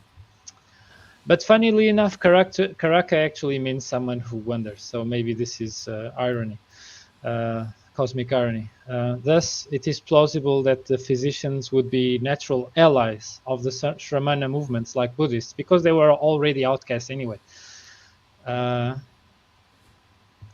Although Ayurvedic authors do not give away any signs of allegiance, Buddhists could have been medical pioneers. And we find in the Pali Canon that it tells us that the Buddha instructed monks to nurse one another and allowed them to keep medicine. The Buddha is quoted mentioning the three doshas and also a concept called Sanipatika, which means a combination of them that is a clearly medical technical term that is equivalent to blaming illness on hemoglobin levels. So props for the Buddhists to having these in their literature. Buddhism is focused on the avoidance of suffering, as we know. So medicine is naturally important. The middle way makes sense to also have encouraged the elimination of painful illnesses. So there's that. And the Buddha enumerates the parts that make up the human body, which are hair, nails, teeth, skin, flesh, sinews, bones, bone marrow, kidney, heart, liver, pleura, spleen, lungs, bowels, intestines, stomach, excrement, bile, phlegm, pus, blood, sweat, fat, tears, grease, saliva, mucus, and urine. The Ayurveda doctors might have expressed their Vedic allegiance as a veneer laid over an originally non-Vedic body of thought to keep them in business while associating with the Sramanas. So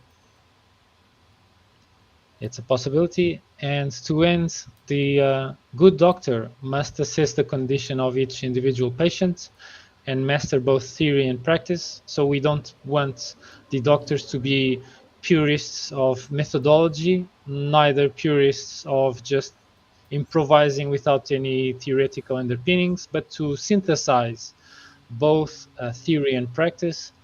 And although it's tempting to draw comparisons between Hippocratic and Ayurvedic texts, so far scholars have not found any signs of cross influences like borrowed words from Greek in Ayurvedic texts, ancient Ayurvedic texts, neither borrowed words from India in the Hippocratic corpus. And this is all I had to expose give you guys a rundown on Ayurveda. So tagging out, feel free to chime in.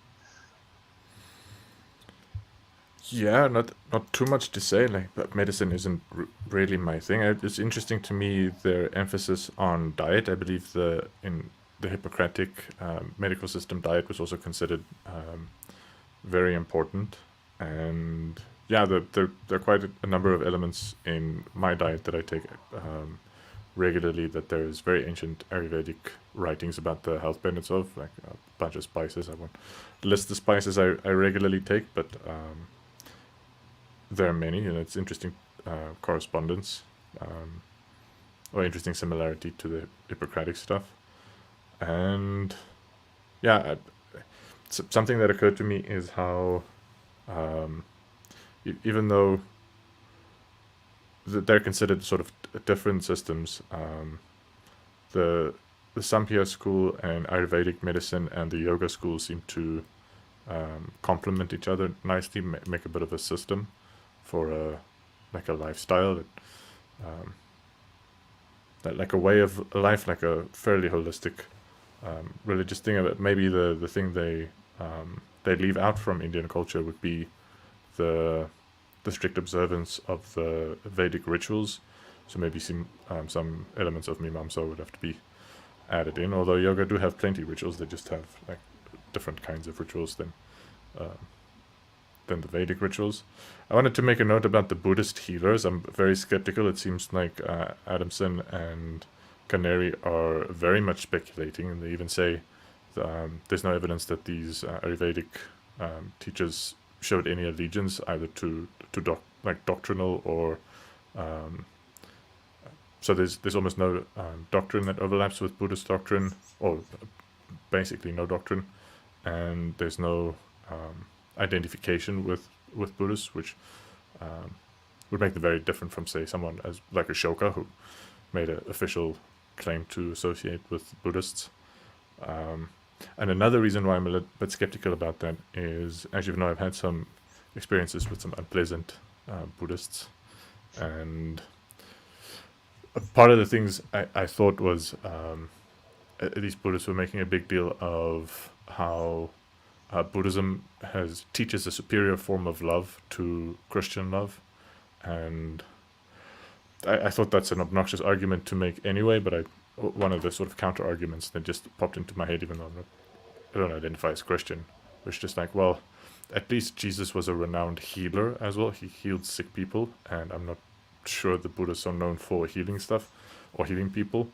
And so I got a book on Buddhist medicine, and in the first chapter, the author said this is a very difficult book to write because there is almost no history of Buddhist medicine, and maybe part of the reason was that very early in the tradition, Buddhist monks were prohibited from practicing as physicians because medicine was considered like an untoward earthly concern for a monk who should be fully devoted to spiritual matters and reaching nirvana, and being distracted by such a worldly, materialistic thing, too close to worldly attachments, and would be out of place or inappropriate for a monk. So lay Buddhists would be allowed to practice medicine, but Buddhist monks were instructed to nurse each other. That story did come up in the book, but it was in the context of one of the monks that stayed in the same monastery as the Buddha became ill, and I think it was suffering just horrific diarrhea, I think was the story, and most of the monks were disgusted by this really ill monk, and kind of left him to just lie down on his bed sick, and they went out for a walk, and he was just so sick he couldn't really even get up to relieve himself, so he was lying in his own excrement. And while the other monks were walking away, the Buddha helped clean up the sick monk, and then he castigated the monks for being so cruel and heartless towards their comrade, and they should have helped clean them up, and kind of instructed, like, when you're sick, take care of each other, damn it, don't just leave each other wallow in suffering. So by nurse, like, if one of you are so sick that they're defecating themselves and unable to move, help them clean up and just be helpful to nurse in that sense. And yeah, their medicines would have been things like honey, which is not the strongest medicine in the world. But yeah, so obviously for practical reasons, I think monks did have ways to treat ailments, and they did develop a tradition of treating monks. And if some of them would have taken the instruction to take care of each other more seriously and maybe more thoughtfully figure out ways to help each other be healthy. But like from my reading of that book on Buddhist medicine, is that Buddhist, like on the whole, Buddhists haven't contributed much to medical history and medical knowledge. So I think it's a bit speculative to attribute Ayurvedic medicine a source of Buddhist origins. It's more like maybe the Ayurvedans influenced the Buddhists a bit. More like that, I think. That seems more likely to me. But yeah, I have to be honest, I didn't read the entire book.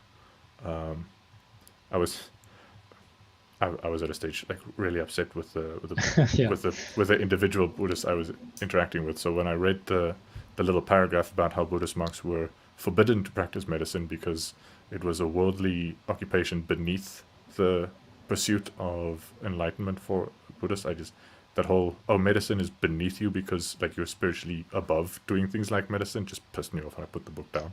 But did the book attribute that passage to any part of the Pali Canon, or really the text that they really take at heart? It was an early attribution. I forget which attribution it was, whether it was from one of the Pali Canon texts, or it was from one of the Mahayana texts, or like which ones. But it was a fairly early source. But that's a detail I can't remember exactly who they attributed it to. Yeah. So yeah, but I also didn't check. I also didn't check if it was if they delineated, well, in Sri Lankan Buddhism things went a little different from Tibetan Buddhism, went a little different from Chinese Buddhism, went a little different from Japanese Buddhism, and then obviously different kinds of Buddhists made their way to Europe and made their way to America. So like a typical like fourth generation American Buddhist will be quite different from your typical Japanese Buddhist. Like as religions move, they change. And so I bet their attitudes towards medicine would be different in different parts of the world and through different times. So maybe like I said, I didn't read the whole book, so I don't know how things changed in the Middle Ages, or like say around the 1200s, whatever. So that was just one of the very early influences, which if I recall correctly, that caused the early Buddhist movement to be relatively non-productive concerning making advancements in the field of medicine. Yeah. If I read the rest of the book, I might have known about, say, really neat things that happened in Tibet in the 1400s that I know nothing about. But yeah. If you finish the book, let us know what you think about the rest. Now I'm actually curious. Yeah, I might go back to it. But I think if I would go back to history of medicine, I would do a general history of medicine rather than a history of Buddhist medicine specifically. Yeah, of course. Yeah, I was going to say, let me tag in here. It sounds like you're bad Buddhists. They just sort of take a misunderstanding of some of the sayings and run with it. It's like they took the "there is no self" and then ran with it with saying "there's no self, there's only me, there's just me." So it's love of me is all that we need to have. It's all everybody needs to do is just love me, and if they're not, they're just not following it right. I think there is nothing like a narcissist. One of the things I found interesting. Oh, go ahead. There's nothing like a narcissist to pick up any doctrine at all in the entire world, that regardless of how meritorious or not the doctrine is, and turn it like something absolutely horrible. Yeah, but go ahead, Graham. You also know about narcissism and narcissists.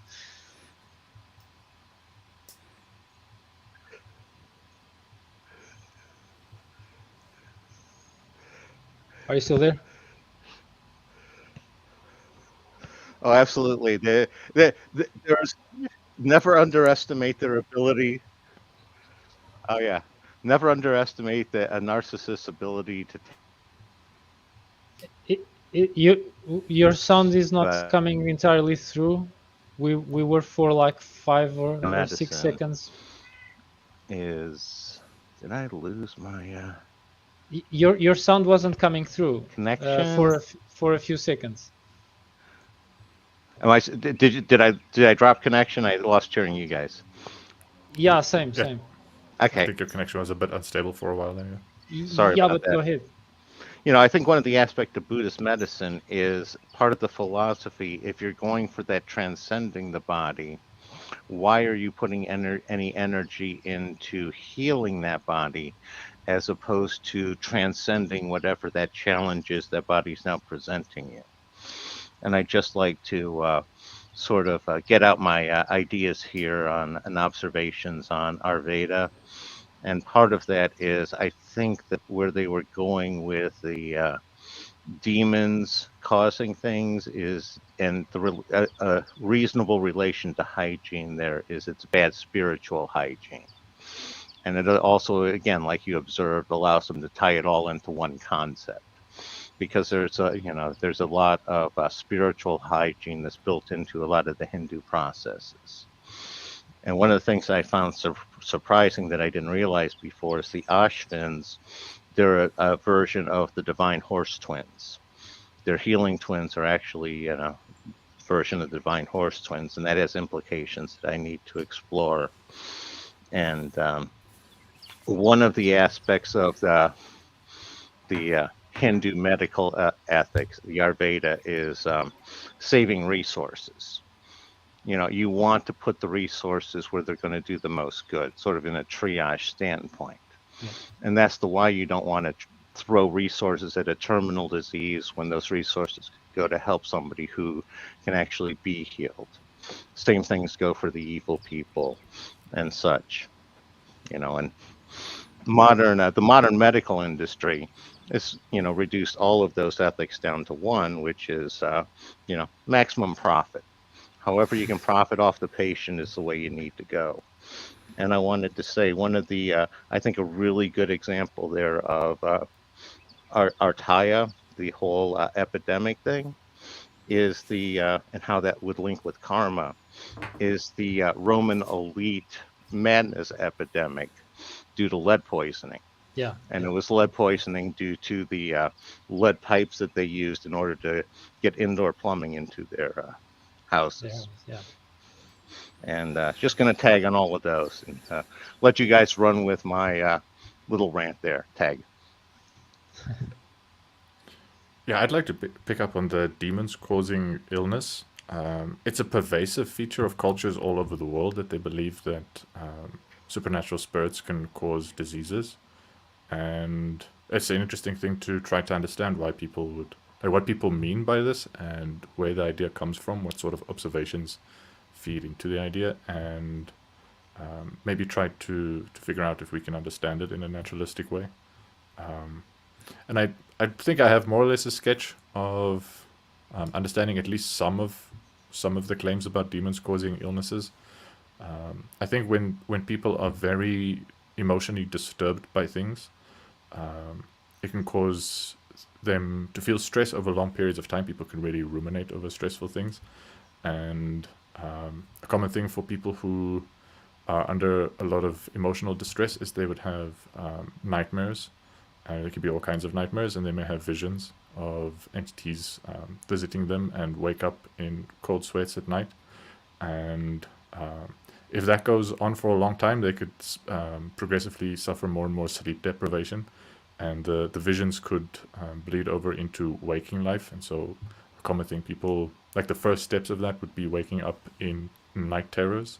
So being half awake and hallucinate rather than being fully asleep and dream.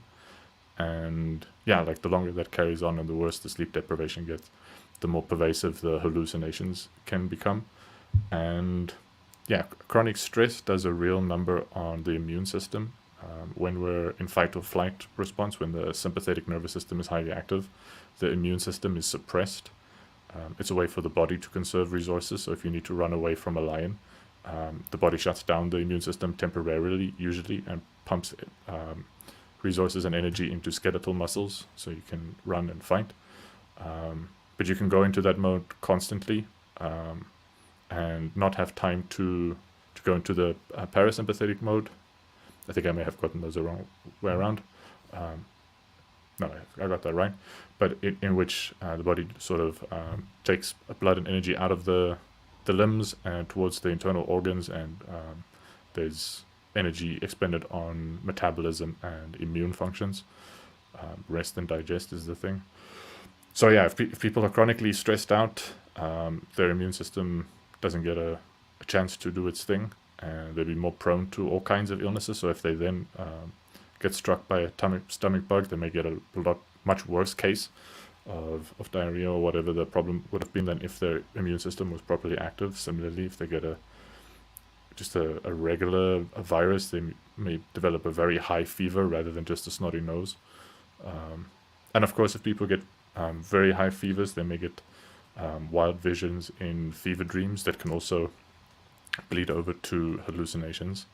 And yeah, I think in these dreams and night terrors and hallucinations, are all linked to stress, and chronic stress is linked to disease. So I think there would just be many cases of people seeing visions of demons in dreams and waking up in the middle of the night and being unable to move and being attacked by a demon, and shortly thereafter falling very ill because the chronic stress impaired their immune system. And yeah, just how common stories like that is, I think, is maybe part of the reason why all over the world, in different cultures, there's this pervasive belief that there are spirits and entities that can cause you to become ill. And in some sense, I think there are like memes that can cause you to that can cause you chronic distress. Like if you think of something like social media, can get you riled up and outraged about something that's going on in the world, and it could be deliberately manipulative deception, where politicians or propagandists get you riled up and get you really scared of some kind of threat and get you really angry at some kind of outrageous things, and they feed that message. And because of perhaps the chronic distress that causes you, your immune system again may be impaired, and you may find yourself falling ill. And that's not necessarily always intentional. I think memes can take on a bit of a life of their own.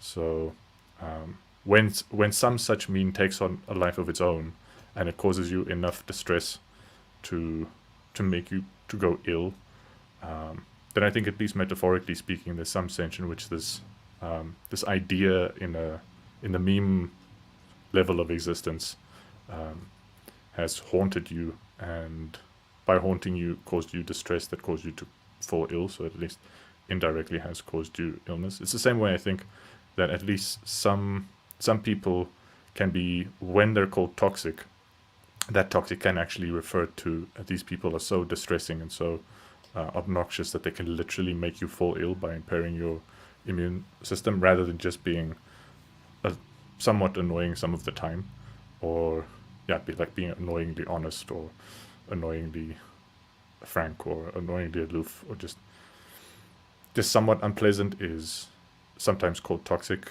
But then there are people who will actually literally stress you out enough to make you sick, and they need not overtly display any behaviors. That is, sometimes the behaviors themselves get called toxic, but in isolation those behaviors wouldn't be toxic. It's kind of in context, and where they're causing people chronic problems or chronic distress, that they might actually make people sick. So you can insult someone once and they may be upset about it for an afternoon. Almost no one is going to ever get sick because someone insulted them and they were upset about it for an afternoon. Like, basically, no matter how severe the insult was, or like how distasteful or rude it was, like one afternoon of just, I can't believe that person said such a horrible thing to me, will make anyone sick. But then you can sort of sugarcoat, or you can sugarcoat a much more pervasively distressful undermining of a person's self-image. So like, especially like vulnerable people like children, you can undermine a child's confidence and cause them stress at being not good enough without ever saying anything that, if it was said on a internet forum, would be labeled, oh, that's a toxic thing. Like someone just said a toxic sentence. So you're like, without ever saying anything overtly that mean, you could just undermine a person's ability to live a relatively stress-free life, or stress-free enough so that their immune system functions properly. Anyway, so I think people can be toxic in the way they can literally make people sick, and similarly ideas can be toxic in that way. And when those ideas are kind of floating around and evolving in meme space, I think calling them demons isn't the most crazy thing you could do. So like, maybe there's some sense in which demons can cause illnesses. And besides that, even if you don't buy the whole calling a meme a demon, I think it's still understandable how from visions in dreams and in night terrors and in fevers, people would turn to explanations of demons as a cause of an illness, sort of using the reasoning post hoc ergo propter hoc. So like, because after you were haunted by the demons in your visions, you became ill, therefore the illness was caused by the thing that happened before that. So I don't think people need to be stupid to believe demons can cause illnesses. I think it's, at least on the face of it, quite plausible. And if you think through it a little more subtly, I think you could even have something like a scientific notion of demons causing illnesses if you're willing to call toxic memes a demon. It might be as an explanatory word as the nocebo effect word or expression to explain why people experiencing negative thoughts or negative cognitions or negative ideas or memes, as you mentioned, might be more prone or more at risk to disease. And so give it a different word, and it's still an umbrella term that probably encompasses many different mechanisms, many different possible mechanisms. As you mentioned, people might feel offended by something that happens, like an insult that was expressed at them, and they take it at heart. Thus, as you mentioned, with a really nice description of the pathophysiological mechanism of the suppression of blood flow to the internal organs related to the immune system, as because our biology is hardwired for dealing with predators from which we might want to run from or actually attack, so that if possible. But that does not work in a society, a civilized society, necessarily. Yeah, and this effect chronically, it can really wreak havoc on a person's digestive system, circulatory system, nervous system, pretty much any system, as well as the immune system, because of it being constantly deprived of blood flow, which means it's deprived of oxygen, nutrients, etc. Chronically, it will just kind of underdevelop, in a sense, especially if it's for long periods of time. And Carl Sagan went on this demon theme with his book Science, the Demon Hunted World. Science is a Candle in the Dark, which I really recommend. And he shows how people would use the demon explanation, or more recently the alien abduction explanation, for these really strange visitations that they experience when they have night terrors or dreams, etc., or whatnot. And they might be interrelated with the higher risk of disease. And when you add to this the fact that these people had no microscopes and no possibility to experience what microbes are, and how some microbes might cause disease when they grow on a human body, then they will see transmission of diseases from one person to another. It's like the demons replicating themselves, reproducing, just as in when the example of the mechanism is through memes or cognitions.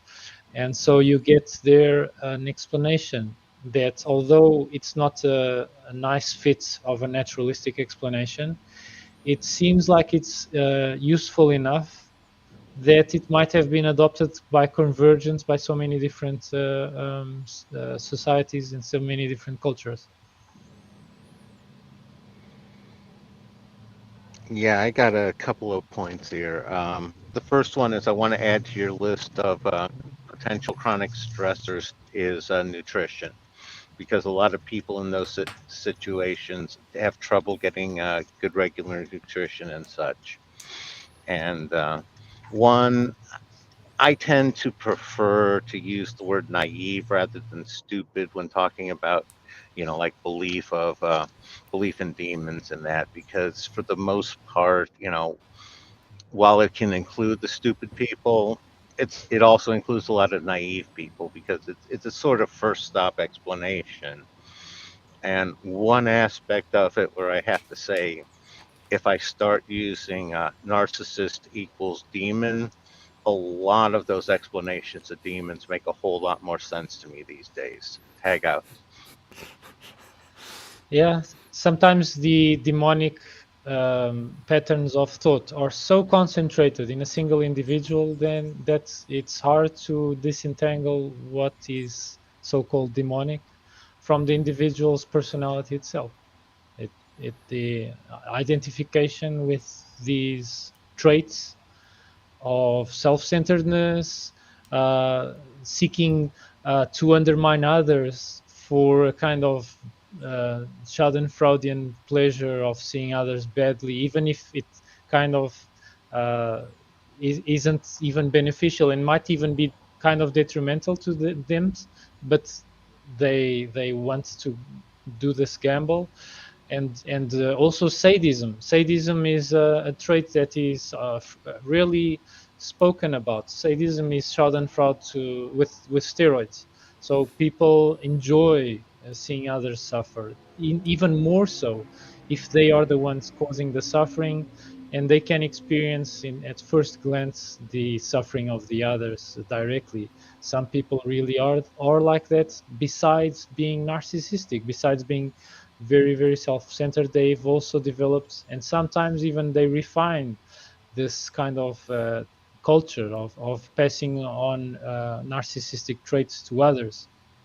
I have created this kind of metaphysics, which is of course fictional, to try to explain how some people are kind of like wild type narcissists who were just narcissists because their parents never told them no, and no one never sets in their early life really strict rules or boundaries for them to kind of domesticate themselves.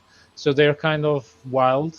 They're kind of like more like werewolves, because they can transform if their emotions get inflamed, and they usually aren't temperate people. They aren't self-controlled people. So if some trigger happens, they will flip, while other narcissists are a bit more like vampires, because they have refined the art of being a narcissist to such an exquisite level, and they also added to it self-control a lot, and the ability to mask what they truly are in terms of these malicious traits, these sociopathic traits, that they manage even to pass down these traits from one generation to the next. Hence, vampires who are known for living long lifespans.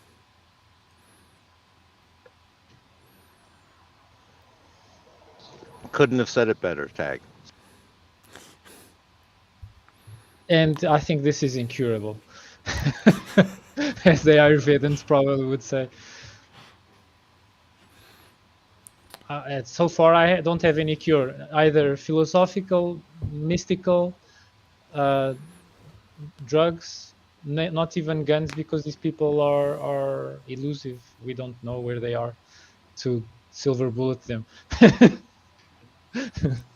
So no. I think maybe in principle it's curable, but yeah, just narcissism in general. There's no evidence-based cure for it. So there's no Yeah. evidence-based. But there are substances that make people more suggestible to hypnosis, and also induce neuroplasticity. So psilocybin is one of those. So it's speculation on my part, but I suspect that if over the course of maybe a year or two, one narcissist would take up residence in, say, probably a dozen quite wise people, so well-adjusted therapists and professionals and caring people, and the narcissist would regularly take something like psilocybin, where they would be opened up to, at quite deep levels, imitating the people around them, and to, over stretches of time, really cement those patterns of being in their being deeply. Like, I think psilocybin causes new nerve cells in the spine to grow, so it's quite a powerful inducer of neuronal change. That may help. I don't think experiments to that degree have ever been done. It's quite difficult to get narcissists to sign up for and stick to studies for being healed. They don't see the problem that needs to be solved. Yeah. So I probably there's less dramatic things that would help if it just wasn't for that difficulty of getting them to agree to help. There's this joke about how many psychologists it takes to change a light bulb. Like, it really doesn't matter how many psychologists you have, like, as long as the light bulb wants to change. And it's a stupid joke, but I mean, it applies to the narcissist. They don't want to change. They think they're better than the therapist. Like, why would they lower themselves to? Yeah, maybe it's a bit like that scene in Doctor Strange when he is kind of like conceited. I know medicine and science and whatnot, and then the wise sage from the east, she just pushes him out of his body. He experiences an out of body experiment, and then the next moment he is teach me. It's a fun movie if you haven't seen it on that respect. That one I have seen. I've rarely watched movies, but that one I've seen. Yeah. I was going to say, I think the psilocybin treatment would work on Rogerio's the unconscious wild narcissist, because, from my experience, that vampire-like narcissist, they know what that feels like.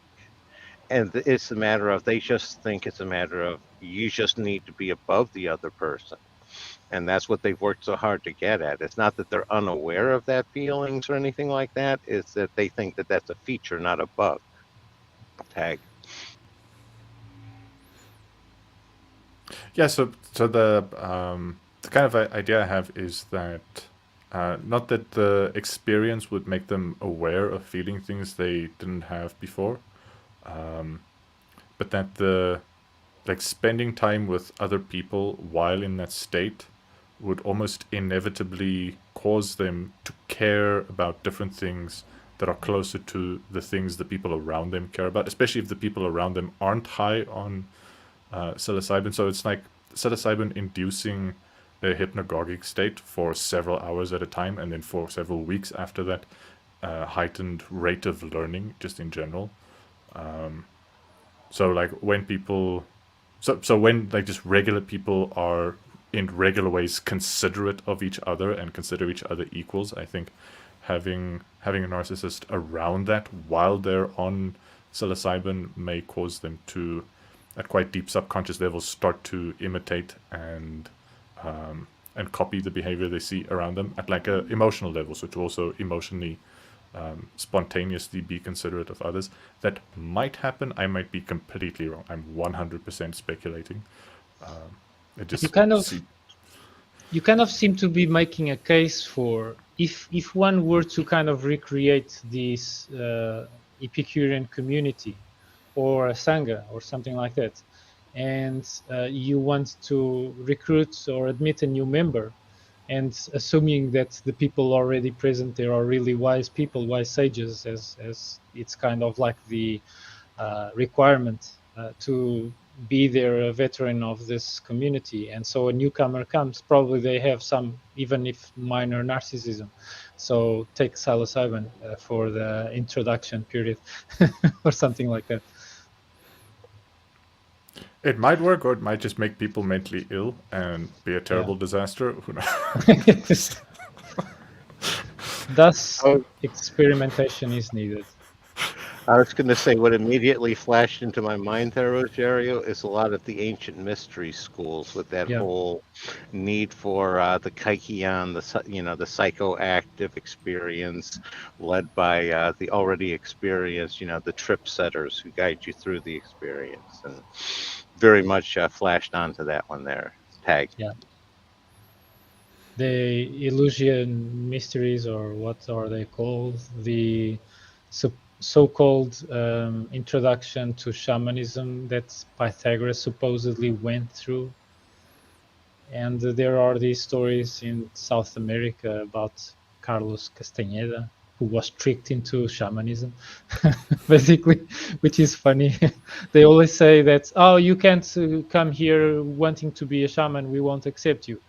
But if you come here for some other reason, like you came here to do your anthropological studies, dear Carlos, and we figured out that you have the character traits necessary for shamanism, we will figure out a way to trick you into shamanism.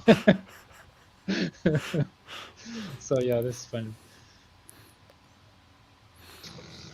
Exactly. If you come trying to debunk shamanism, you're going to leave as a shaman. Tag. Yes. Yeah, maybe it's time for us to depart and leave people with the unsated appetites for more, because next time we will be looking at yoga. Yeah, looking forward to that. Like I said, I think Samkhya, Ayurveda, and yoga make a nice little system together. So it would be Yeah, nice to finish it out with the more practical side of that kind of knocking tree. out spiritual suffering, mental suffering, and bodily suffering. Yeah, nice Triforce. Definitely. Next week we'll take a deep breath and then dive into yoga. Tag. Yeah. Yeah, cool. Thank you both. It was fun. See you Thank next you. time. See you. Yep. Bye bye.